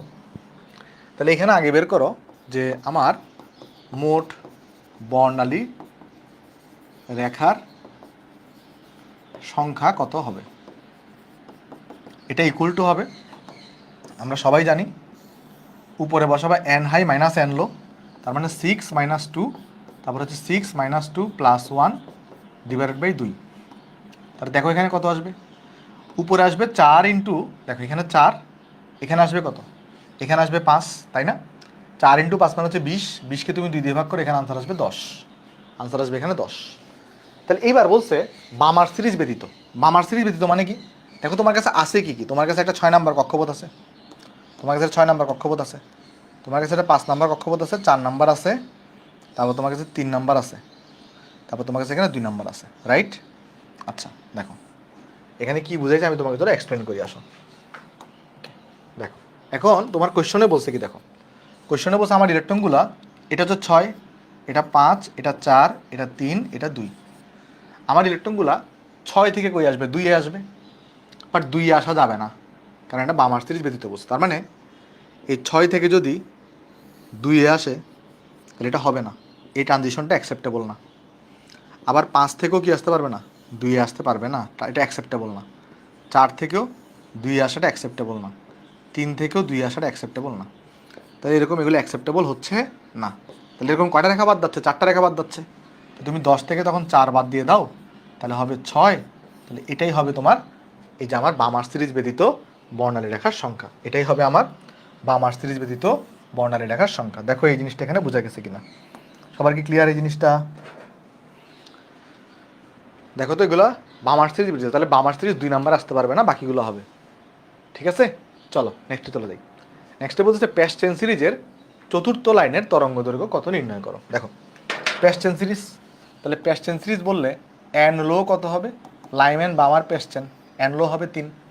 চতুর্থ লাইন, তাহলে এটা হচ্ছে লাইন নাম্বার, এখানে কোশ্চেনে কি দেওয়া আছে, লাইন নাম্বার দেওয়া আছে, তাহলে লাইন নাম্বার ইকুয়াল টু দেওয়া 4।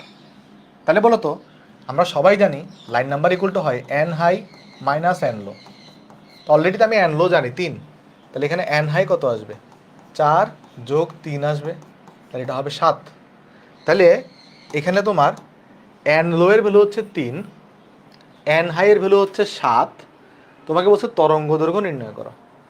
তাহলে 7 থেকে 3-এ জাম দিচ্ছে এরকম তরঙ্গ দৈর্ঘ্য, তো ল্যামডা বের করতে হবে। ল্যামডা তুমি কীভাবে বের করবা, ল্যামডা বের করার অপশন হলো 1/λ ইকুয়াল টু রিডবার্গের ধ্রুবক, তারপর এখানে বসাবা 1/n লো এর square minus n 1/n high এর স্কোয়ার আর এখানে হবে গুণফল হবে জেড স্কোয়ার। এবার জাস্ট তোমার কাজ হবে ভ্যালু বসানো, আর কিছুই না। যেমন এখানে ভ্যালু বসাই দাও, রিডবার্গের ধ্রুবকের মান হচ্ছে 1.0967 গুণন 10⁻⁷ গুণন, এখানে তাহলে বসাবা 1/n লো কত, n লো হচ্ছে 3, তাহলে 3 স্কোয়ার মাইনাস 1/7 স্কোয়ার। আর হাইড্রোজেনের কথা বলছি, কিছুই বলে নাই, তার মানে হাইড্রোজেন ধরে নিবা, তাহলে 1 স্কোয়ার করে নিবা, কিছুই না বলে হাইড্রোজেন ধরে নিবা। তাহলে এখান থেকে সিম্পল ক্যালকুলেশন করে তুমি ল্যামডার মানটা পেয়ে যাবে। পারবা না? দেখো তো এই মানটা, এটা আমি বের করে দিচ্ছি না, এটা তুমি নিজে বাসায় করবা, বুঝছো? নিজে বাসায় করবা, ল্যামডার মানটা তুমি বের করে ফেলতে পারবা। আশা করি এই জিনিসটা এখানে বের করতে পারবা। ঠিক আছে? ওকে ওকে, চলো এবার আসো আমরা SI আর CGS একক নিয়ে একটু আলোচনা করার চেষ্টা করি। মানে যে ব্যাপারটা আছে, তোমার বইয়ে যে ফর্মুলাগুলো দেওয়া আছে, এই যে ব্যাগের বা ব্যাসার্ধের সবগুলা CGS এককে দেওয়া, বাট আমরা শিখছি SI এককে। সো কোনো সমস্যা নেই, তুমি SI এককে করলেই হবে। বাট অনেক সময় তোমাকে বলে যে ধরো তুমি CGS এককে কনভার্ট করো, তখন তুমি কীভাবে কনভার্ট করো চলো তোমাকে নিয়মগুলো শিখাই দিই। তো আমরা এখানে লিখবো রাশির নাম, আর আমরা এই জায়গায় লিখবো তোমার হচ্ছে ধরো SI এককে, সেটা কী হবে, SI এককে কী হবে সেটা, আর এখানে লিখবো CGS এককে কী হবে সেটা, আর এদের মধ্যে এখানে সম্পর্ক কি আছে, সম্পর্ক। যেমন দেখো প্রথম যে রাশিটা আছে, এগুলো ভয় পাওয়ার কিছু নেই, এগুলো একদম ইজি। প্রথম যে রাশিটা আছে তার নাম হচ্ছে আমাদের ভর। ভর SI এককে কী হয়, কেজি এককে হয়। CGS এককে কী হয় বলো তো, সেন্টিমিটার গ্রাম, তাহলে গ্রাম এককে হবে। তো কেজি আর গ্রামের মধ্যে সম্পর্ক কী বলো তো, 1 কেজি ইকুয়াল টু 1000 গ্রাম হয়। এটা জানে না এরকম কেউ এখানে থাকার কথা না, এটা জানো না এরকম কেউ এখানে থাকার কথা না, সবাই জানো এটা। ওকে, ভালো কথা। তারপর যদি আমরা সেকেন্ডটাতে যাই, আসো সেকেন্ডটা ধরা যাক আমার কাছে ব্যাসার্ধ, ব্যাসার্ধ বা দৈর্ঘ্য তুমি যাই বলো। তো ব্যাসার্ধ এটা SI এককে কোন ফর্মেটে হয়, মিটার এককে হয়। CGS এককে কী হয়, সেন্টিমিটার এককে হয়। আর 1 মিটার মানে কত হবে, 1 মিটার মানে হবে 10⁻² সেন্টিমিটার, রাইট? তারপর আছে তোমার কাছে বল। বলকে আমরা এখানে প্রকাশ করব নিউটন এককে, এখানে প্রকাশ করবো আমরা ডাইন এককে। আর ডাইন আর নিউটনের মধ্যে সম্পর্ক শিখেছি কি, 1 নিউটন ইকুয়াল টু কত হয়, 10⁵ ডাইন হয়ে থাকে। ওকে, তারপরে যদি যাও তোমার কাছে আছে শক্তি। শক্তির ক্ষেত্রে দেখবা এটা হচ্ছে জুল এককে হয়, আর এখানে হয় আর্গ এককে। তো জুলের সাথে আর্গের সম্পর্ক কীরকম, যে 1 জুল ইকুয়াল টু কিন্তু 10⁻⁷ আর্গ হয়ে থাকে, 10⁻⁷ আর্গ হয়ে থাকে। তারপর আছে চার্জ। চার্জের একক এখানে হয়ে থাকে কুলম, এখানে কি হয়ে থাকে একক সি, বা এটাকে আমরা বলতে পারি কুলম একক হয়ে থাকে। আর এইখানে দুই ধরনের পদ্ধতি আছে এককের, আমরা একটা শিখি, প্রথমে আমরা শিখবো ইলেকট্রোস্ট্যাটিক ইউনিট। এই SI এককে তোমার চার্জের একক হচ্ছে কুলম, আর CGS চার্জের একক হচ্ছে কোনটা বলো তো, ESU বা ইলেকট্রোস্ট্যাটিক ইউনিট। আর কুলমের সাথে সম্পর্ক হইল 1 কুলম এটা ইকুয়াল টু হয় 1 কুলম এটা ইকুয়াল টু হয় 3 × 10⁹ ESU ইলেকট্রোস্ট্যাটিক ইউনিট। আর আরেকটা আছে ইলেকট্রোম্যাগনেটিক ইউনিট, ওটার সাথে কুলমের সম্পর্ক হইল 1 কুলম ইকুয়াল টু হয়ে থাকে 0.1 EMU। জাস্ট একটু কনভার্সনগুলো শিখে রাখো। ধরো তোমাকে বললো চার্জের মান বের করো, তো তুমি কুলম এককে বের করলা, কুলম এককে বের করার পরে এটাকে জাস্ট এটা দিয়ে গুণ করে ESUতে নিতে পারবা না, এটাই হচ্ছে তোমার কাহিনী, বুঝছো? বা তোমাকে ধরো বললো ইলেকট্রনের চার্জকে ESUতে প্রকাশ করো, তখন তুমি কি করবে, ইলেকট্রনের চার্জ লিখবা 1.6 × 10⁻⁹ কুলম, পরে এটাকে কুলম থেকে তুমি ESUতে নিয়ে যাবা, তোমার কাজ হয়ে গেল এখানে, বুঝছো? এভাবে করে তুমি করতে পারবা, কোনো সমস্যা এখানে নেই। চলো নেক্সট কোয়েশ্চনে দিই। বলছে দুটো তড়িৎচুম্বকীয় বিকিরণের তরঙ্গ সংখ্যার অনুপাত হচ্ছে এত এত, কোয়ান্টাম প্রতি শক্তির অনুপাত কত হবে? দেখো কোয়েশ্চনে কি দেওয়া আছে, তরঙ্গ সংখ্যার অনুপাত। তরঙ্গ সংখ্যা মানে কি, ওই যে μ1, তাহলে এটা হচ্ছে 2:3, তার মানে μ1 বার গুণন μ2 বার, এটা হলো 2:3। আচ্ছা কোয়ান্টাম প্রতিশক্তি মানে কি, কোয়ান্টাম প্রতিশক্তি মানে হচ্ছে একটা ফোটনের শক্তি। কোয়ান্টাম প্রতিশক্তি মানে হচ্ছে একটি ফোটনের শক্তি, কারণ এক কোয়ান্টাম বলতাম না, একটা ফোটনকেই বুঝতাম। তাহলে এক কোয়ান্টাম শক্তি মানে কি, একটা ফোটনের শক্তি। এখন একটা ফোটনের শক্তি কি হয়ে থাকে, একটা ফোটনের শক্তি ইকুয়াল টু হয়ে থাকে আমার ইকুয়াল টু হয়ে থাকে hc/λ হয়ে থাকে। এখন খেয়াল করে দেখো আমার এখানে hc হচ্ছে পুরোটাই কনস্ট্যান্ট, তাহলে আমরা কিন্তু এখানে বলতে পারি যে আমি যদি এখানে E1/E2 অনুপাত করি, অ্যাকচুয়ালি এটাই কি হবে, এটা হবে ল্যামডা 1 আর ল্যামডা 2 এর অনুপাত। আর ল্যামডা 2 আর ল্যামডা 3 এটা যদি দেখো, ল্যামডার সাথে আবার মিউ বারের সম্পর্ক কীরকম, ব্যস্তানুপাতিক। তাহলে এটা হচ্ছে মিউ 2 বার আর এটা হচ্ছে মিউ 1 বার। আর মিউ 1 বার আর মিউ 2 বারের ভ্যালু দেওয়া আছে কত, 2/3। অ্যাকচুয়ালি তাহলে এনার্জির ভ্যালু এনার্জিও কত হবে এখানে দেখো। তার মানে এখানে কি দাঁড়ালো, এখানে তাহলে এই এনার্জির অনুপাতে কত হবে, এটাও হবে 2:3 হবে। এটার অনুপাত হবে 2:3। তাহলে 2:3 কোথায় আছে দেখো, 2:3 আছে ডি নাম্বার অপশনে। সো ডি নাম্বার হচ্ছে আমার কারেক্ট আনসার। ঠিক আছে, আশা করি সবাই বুঝতে পারছি। ডি। তারপর বলতেছে একটি রেডিও স্টেশন এত কম্পাঙ্কের বিকিরণ নির্গমন করে, তাহলে এটা ফ্রিকোয়েন্সি দেওয়া। যদি এর কম্পাঙ্ক দ্বিগুণ করা হয় তাহলে কম্পাঙ্ককে দ্বিগুণ করছো, তো কম্পাঙ্ককে দ্বিগুণ করা হলে কি হয়, কম্পাঙ্ক ইকুয়াল টু হচ্ছে এইচএফ। তো কম্পাঙ্ককে দ্বিগুণ করলে অ্যাকচুয়ালি এনার্জিও কি হয়, কোয়ান্টাম প্রতিশক্তি এটাও কিন্তু দ্বিগুণ হয়ে যায়। তাহলে এটাকে দ্বিগুণ করলে কি হবে, কোয়ান্টাম প্রতিশক্তি এটা কিন্তু দ্বিগুণ হয়ে যাবে, মানে এনার্জিটা দ্বিগুণ হয়ে যাবে। ঠিক আছে, তারপর দেখো হাইড্রোজেন পরমাণুর ক্ষেত্রে তাহলে হাইড্রোজেন পরমাণু বলে দিছে মানে কি, এটা মানে হচ্ছে জেড ইকুয়াল টু এখানে 1 হবে। বামার সিরিজ বলে দিছে মানে কি, এন লো ইকুয়াল টু 2 হবে। সর্বোচ্চ তরঙ্গ সংখ্যা, তাহলে মিউ বার এটাকে ম্যাক্স করা লাগবে। আচ্ছা, মিউ বারের সাথে ল্যামডার সম্পর্ক হচ্ছে ব্যস্তানুপাতিক। তো মিউ বার ম্যাক্স কখন হয়, যখন ল্যামডাটা মিনিমাম হয়, কারণ যেহেতু সম্পর্কটা ব্যস্তানুপাতিক।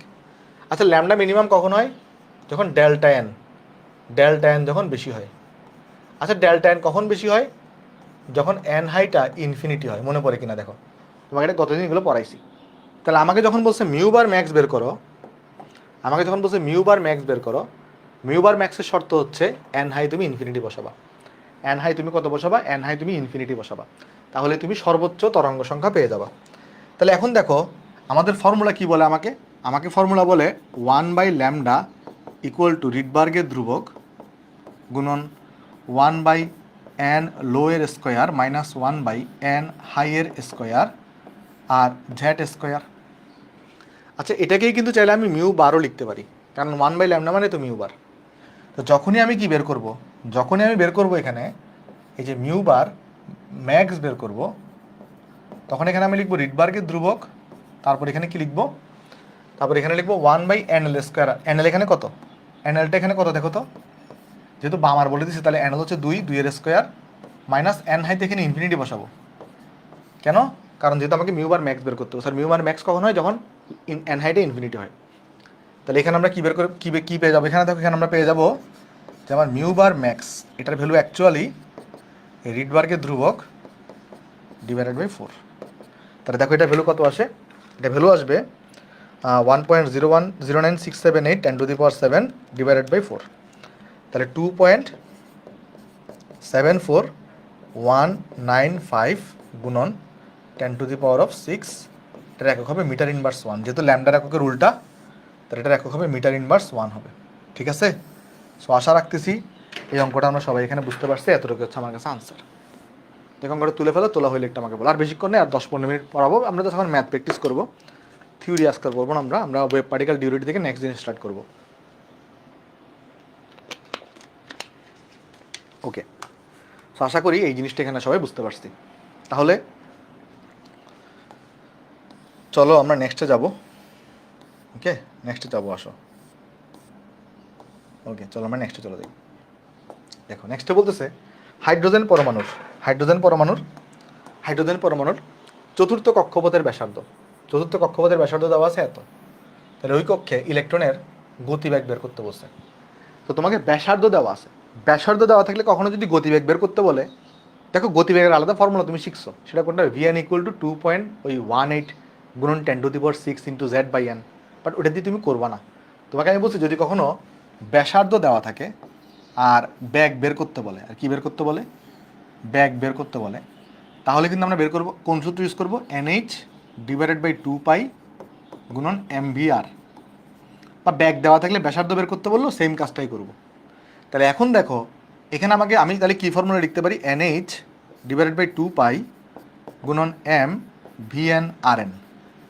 তাহলে এটা চতুর্থ কক্ষপথ, তাহলে n = 4 হবে। তাহলে এখানে বসাবা 4h/2π। m হচ্ছে তোমার 9.1 গুণন 10⁻31। আর ব্যাসার্ধ কত হবে, ব্যাসার্ধ এখানে হবে 7.5 গুণন 10⁻10। আর এখানে আছে তোমার এখানে হবে ভিএন। এখন তোমার মনে প্রশ্ন আসতেই পারে যে ভাই তাহলে ভিএনের শর্টকাটটা এখানে অ্যাপ্লিকেবল হচ্ছে না কেন? এর রিজনটা হচ্ছে, দেখো রিজনটা আমরা নর্মালি তুমি ভিএন ইকুয়াল টু তখনই 2.18 গুণন 10⁶, ওই যে জেড বাই এন তুমি তখনই লিখতে পারবা যদি আর এন ইকুয়াল টু 0.53 গুণন এন স্কোয়ার গুণন ওই 10⁻10 যদি মিটার এককে করো, এটা যদি ভ্যালিড হয়, যদি এইটা ভ্যালিড হয় তাহলে তুমি এটা ইউজ করতে পারবা। কারণ অ্যাকচুয়ালি এটা থেকে আমরা এটা প্রমাণ করি, যদি এইটা যদি এই সূত্রটা যদি ভ্যালিড হয় তখন তুমি এটা ইউজ করতে পারবা, বা এটা যদি সঠিক হয় তখন তুমি এটা ইউজ করতে পারবা। দেখো এখানে যে কোয়েশনে ব্যাসার্ধ দেওয়া আছে চতুর্থ কক্ষপথের, তুমি একটু ফর্মুলা দিয়ে 4 নম্বর কক্ষপথের ব্যাসার্ধ বের করে দেখো, ফর্মুলা দিয়ে 4 নম্বর কক্ষপথের ব্যাসার্ধ বের করে দেখো, এই ভ্যালুটা আসবে না। তার মানে এখানে যে ভ্যালুটা দেওয়া আছে এটা আসলে সূত্র অনুযায়ী দেওয়া নাই, তাই তুমি সূত্র থেকে করতে পারবা না। বুঝতে পারছো জিনিসটা? তুমি এই অঙ্কটা সূত্র থেকে করতে পারবা না, তোমাকে এভাবে ম্যানুয়ালি করতে হবে। তো এইভাবে দাও থেকে ম্যানুয়ালি করবা জিনিসটা। আশা করি তোমাকে বুঝাইতে পারছি। তাহলে দেখো কত আসে এখানে, এখানে আসবে 4 × 6.626 10⁻34 ডিভাইডেড বাই 2π, তারপরে 9.1 10⁻31 গুণন 7.5 × 10⁻10। তাহলে এখানে চলে আসছে 6.18 10⁵। কই আছে অপশনটা দেখো তো, এটা আছে সি নাম্বার অপশনে। সো সি হচ্ছে তোমার কারেক্ট অ্যান্সার। ঠিক আছে, আশা করি সবাই বুঝতে পারছি আমরা। ওকে, তারপর চলো নেক্সটে চলে যাই। চলো একটা সিকিউ করে দিই তোমাকে। আসো বলছে দ্বিতীয় কক্ষপথে তার মানে n = 2 কক্ষপথে ইলেকট্রনের ঘূর্ণায়মান ইলেকট্রনটির প্রতি সেকেন্ডে, তাহলে টাইম ইকুয়াল টু দেওয়া 1 সেকেন্ড, আবর্তন সংখ্যা মানে ঘূর্ণন সংখ্যা বড় হাতের n তোমাকে বের করতে বলা হয়েছে। আচ্ছা কীভাবে বের করবা? টেনশন নেওয়ার কোনো কারণ নেই, তোমাকে রুলস সব শেখানো হয়েছে। দেখো সলিউশন তোমাকে শিখাইছি না জিনিসটা, যে ওমেগা ইকুয়াল টু কী হয়, ওমেগা ইকুয়াল টু হয় VN divided by R N.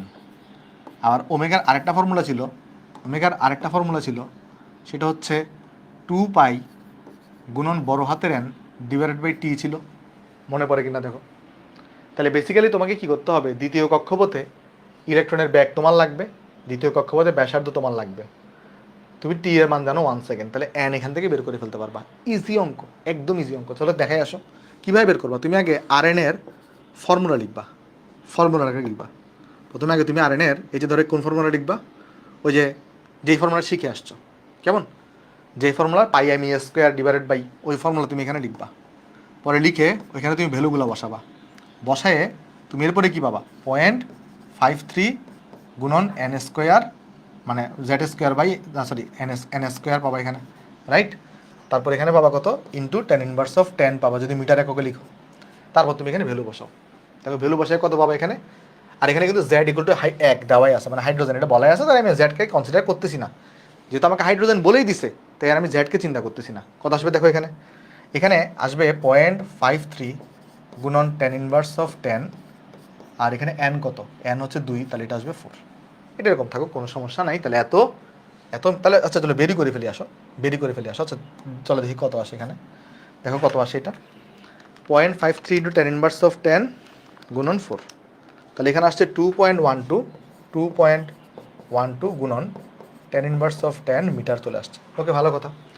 আবার যদি ব্যাগ বের করি, সেম কাজ করবা। ব্যাগ বের করলো, ব্যাগের সূত্র লিখবা, পরে ভ্যালুগুলো বসাবা, পরে লিখবা এখানে যে তুমি পাইছো 2.18 10⁶ গুণন জেড বাই এন, মানে জেডের ভ্যালু তো 1, তাহলে 1/n বসাবা। তারপর জাস্ট তুমি এখানে n এর ভ্যালুগুলো এখানে বসাই দিবা। n এর ভ্যালুটা কত, n এর ভ্যালু হচ্ছে 2।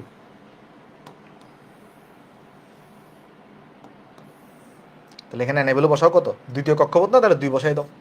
তাহলে দেখো কত আসে এখানে, যে 2.18 × 10⁶ ডিভাইডেড বাই ইন্টু 0.5, তাহলে 1.09 গুণন 10⁶ চলে আসছে, এত মিটার পার সেকেন্ড। তাহলে এখন তুমি লক্ষ্য করে দেখো, এখন তুমি কিন্তু সবই জানো, তুমি এখানে এখন এই ফর্মুলাটা অ্যাপ্লাই করবা, স্যার কিচ্ছু না, এই ফর্মুলাকে এখন অ্যাপ্লাই করবা, কিচ্ছু না, এই ফর্মুলাকে এখানে অ্যাপ্লাই করবা। তাহলে এইগুলাকে ভ্যালুগুলো বসাও এখানে, তাহলে ভ্যালু বসাই দাও। দেখো ভিএন এর জায়গায় তুমি তাহলে কত বসাবা, ভিএন এর জায়গায় তুমি বসাবো হচ্ছে এই ভ্যালুটা, ভিএন এর জায়গায় তুমি তাহলে এই ভ্যালুটা বসাও।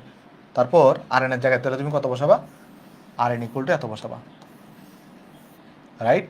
আর এন ইকুয়াল টু তুমি বসাবে এত। ওকে ঠিক আছে, তারপর ইকুয়াল টু 2πn, তাহলে এখানে 2π বসাইলা, n তুমি গুণন সংখ্যা বের করবা, আর প্রতি সেকেন্ডে বের করতে বসে, তাহলে t ইকুয়াল টু হচ্ছে 1 second, t equal to 1 second, শেষ। তাহলে এখান থেকে তুমি আসলে অ্যাকচুয়ালি n কত হবে এটা পেয়ে যাবা। দেখো nটা কত হবে এখানে, দেখো nটা হবে answer divided by 2.12 into 10 inverse of 10, আর এটাকে তাহলে তোমার আবার 2π দিয়ে ভাগ করতে হবে।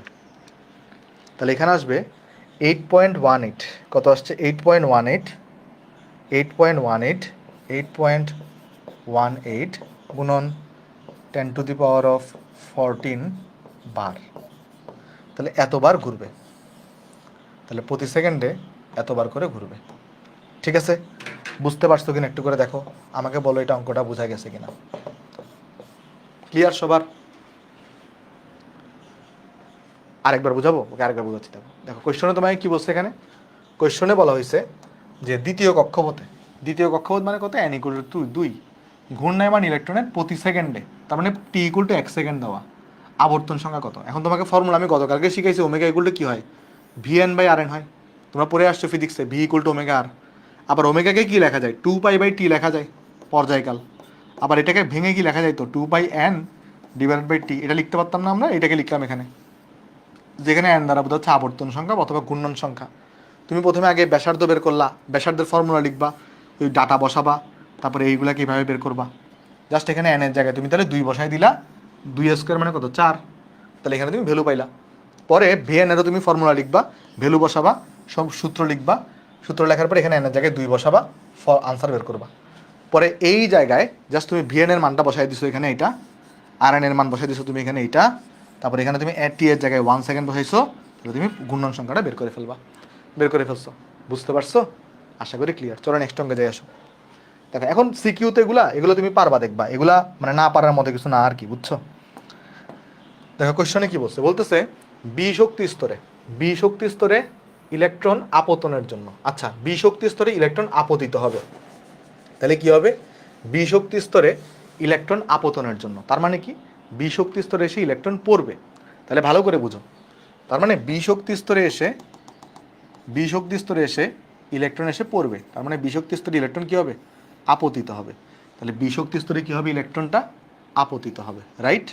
ওকে, তাহলে বি শক্তি স্তরে আপতিত হচ্ছে মানে কি, তাহলে বি শক্তি স্তরের জন্য যে এনটা পাবা এটা হবে এন লো, এবং বি শক্তি স্তরের জন্য এন কত হয় বলো তো, এ শক্তি স্তরের জন্য যদি আমার এন ইকুয়াল টু 1 হয়, তাহলে বি শক্তি স্তরের জন্য আমার এন ইকুয়াল টু 2 হবে। তাহলে এখানে actually N low equal to 2 দেওয়া। আপতনের জন্য, আপতন বুঝে গেছো তো, আপতন মানে কি, এখানে পড়তেছে সৃষ্ট রেখা বর্ণালীর দীর্ঘতম তরঙ্গ দৈর্ঘ্য মানে কি, ল্যামডা ম্যাক্স করতে হবে। আর ল্যামডা ম্যাক্স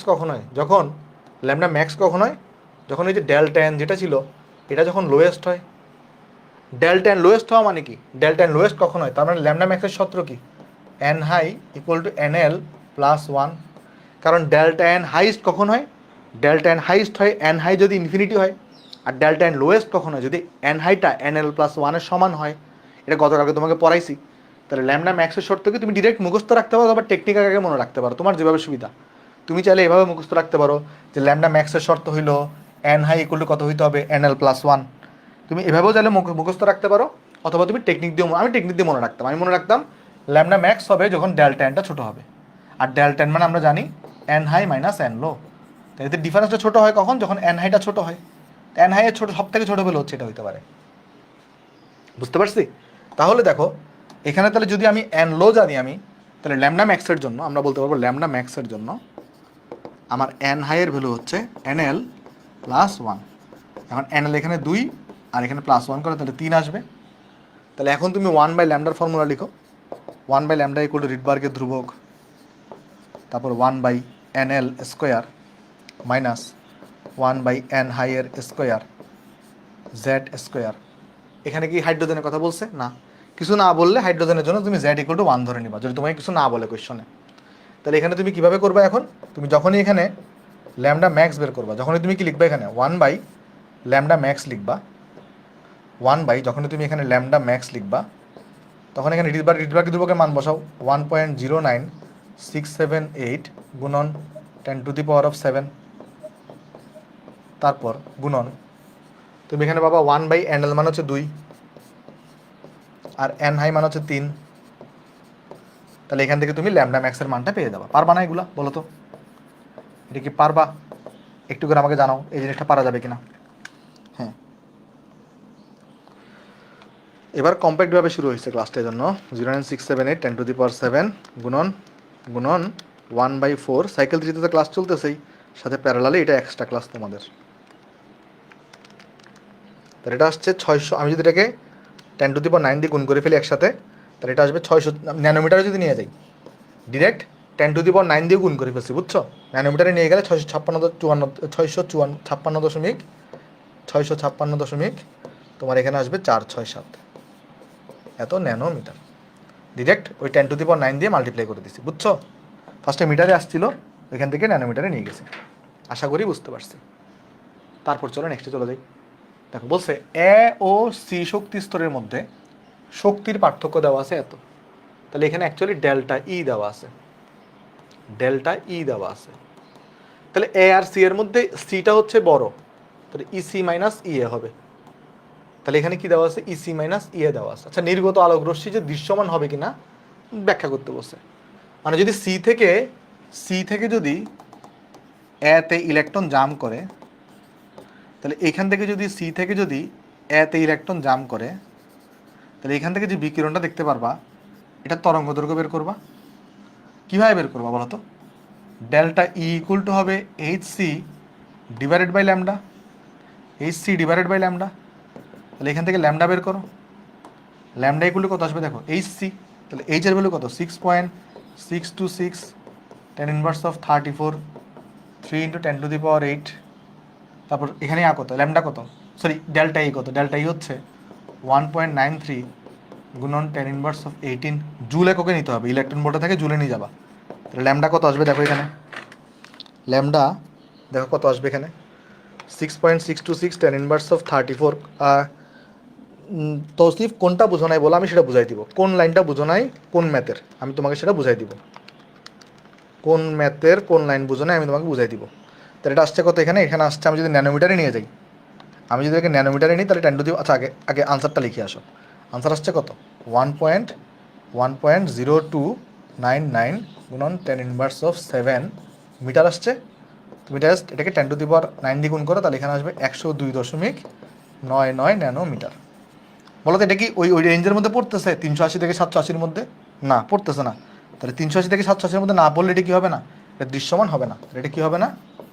এটা দৃশ্যমান হবে না।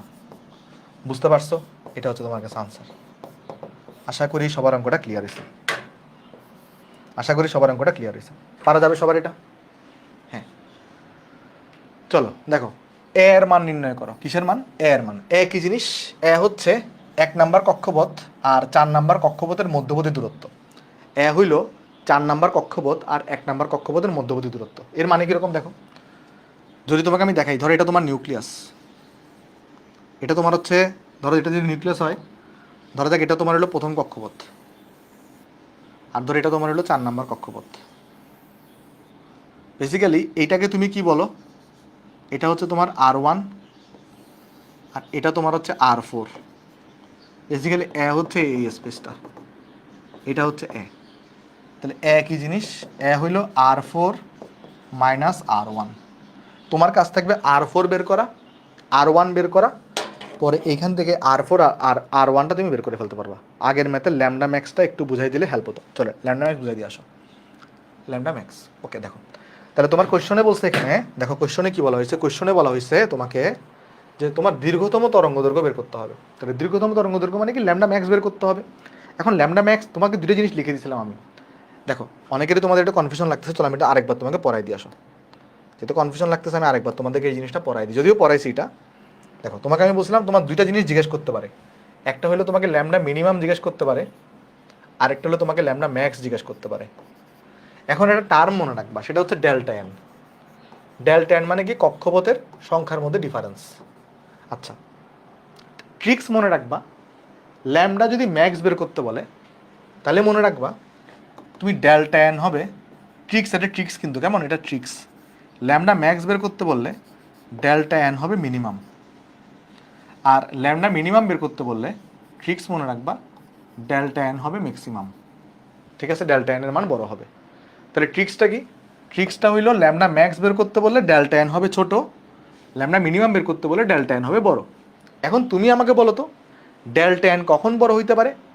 ডেল্টা এন মানে কি? এন হাই মাইনাস এন লো। তাহলে ডেল্টা এন বড় হবে কখন? যদি যদি আমার যে এন হাইটা আছে, এন হাইয়ের মান যদি ইনফিনিটি হয় তাহলে ডেল্টা এনটা বড় হবে, কারণ ইনফিনিটি মাইনাস কিছু ইকুয়াল টু ইনফিনিটি। তাহলে তখন আমার কী হবে বলো তো, এখানে ডেল্টা এনটা বড় হবে। তাহলে ল্যামডা মিনিমামের শর্ত হইল এন হাইয়ের মানটা ইনফিনিটি হবে। ল্যামডা মিনিমামের শর্ত কি? এন হাইয়ের মানটা ইনফিনিটি হবে। এবার বুঝো, যখন তোমাকে বলছে ল্যামডা ম্যাক্স, তখন ডেল্টা এনটা ছোট। আচ্ছা এখন একটা দেখো, এদের মধ্যে শর্ত আছে। শর্ত কি? শর্ত হইলো এন হাইয়ের মানটা অবশ্যই এন এল থেকে বড় হইতে হবে।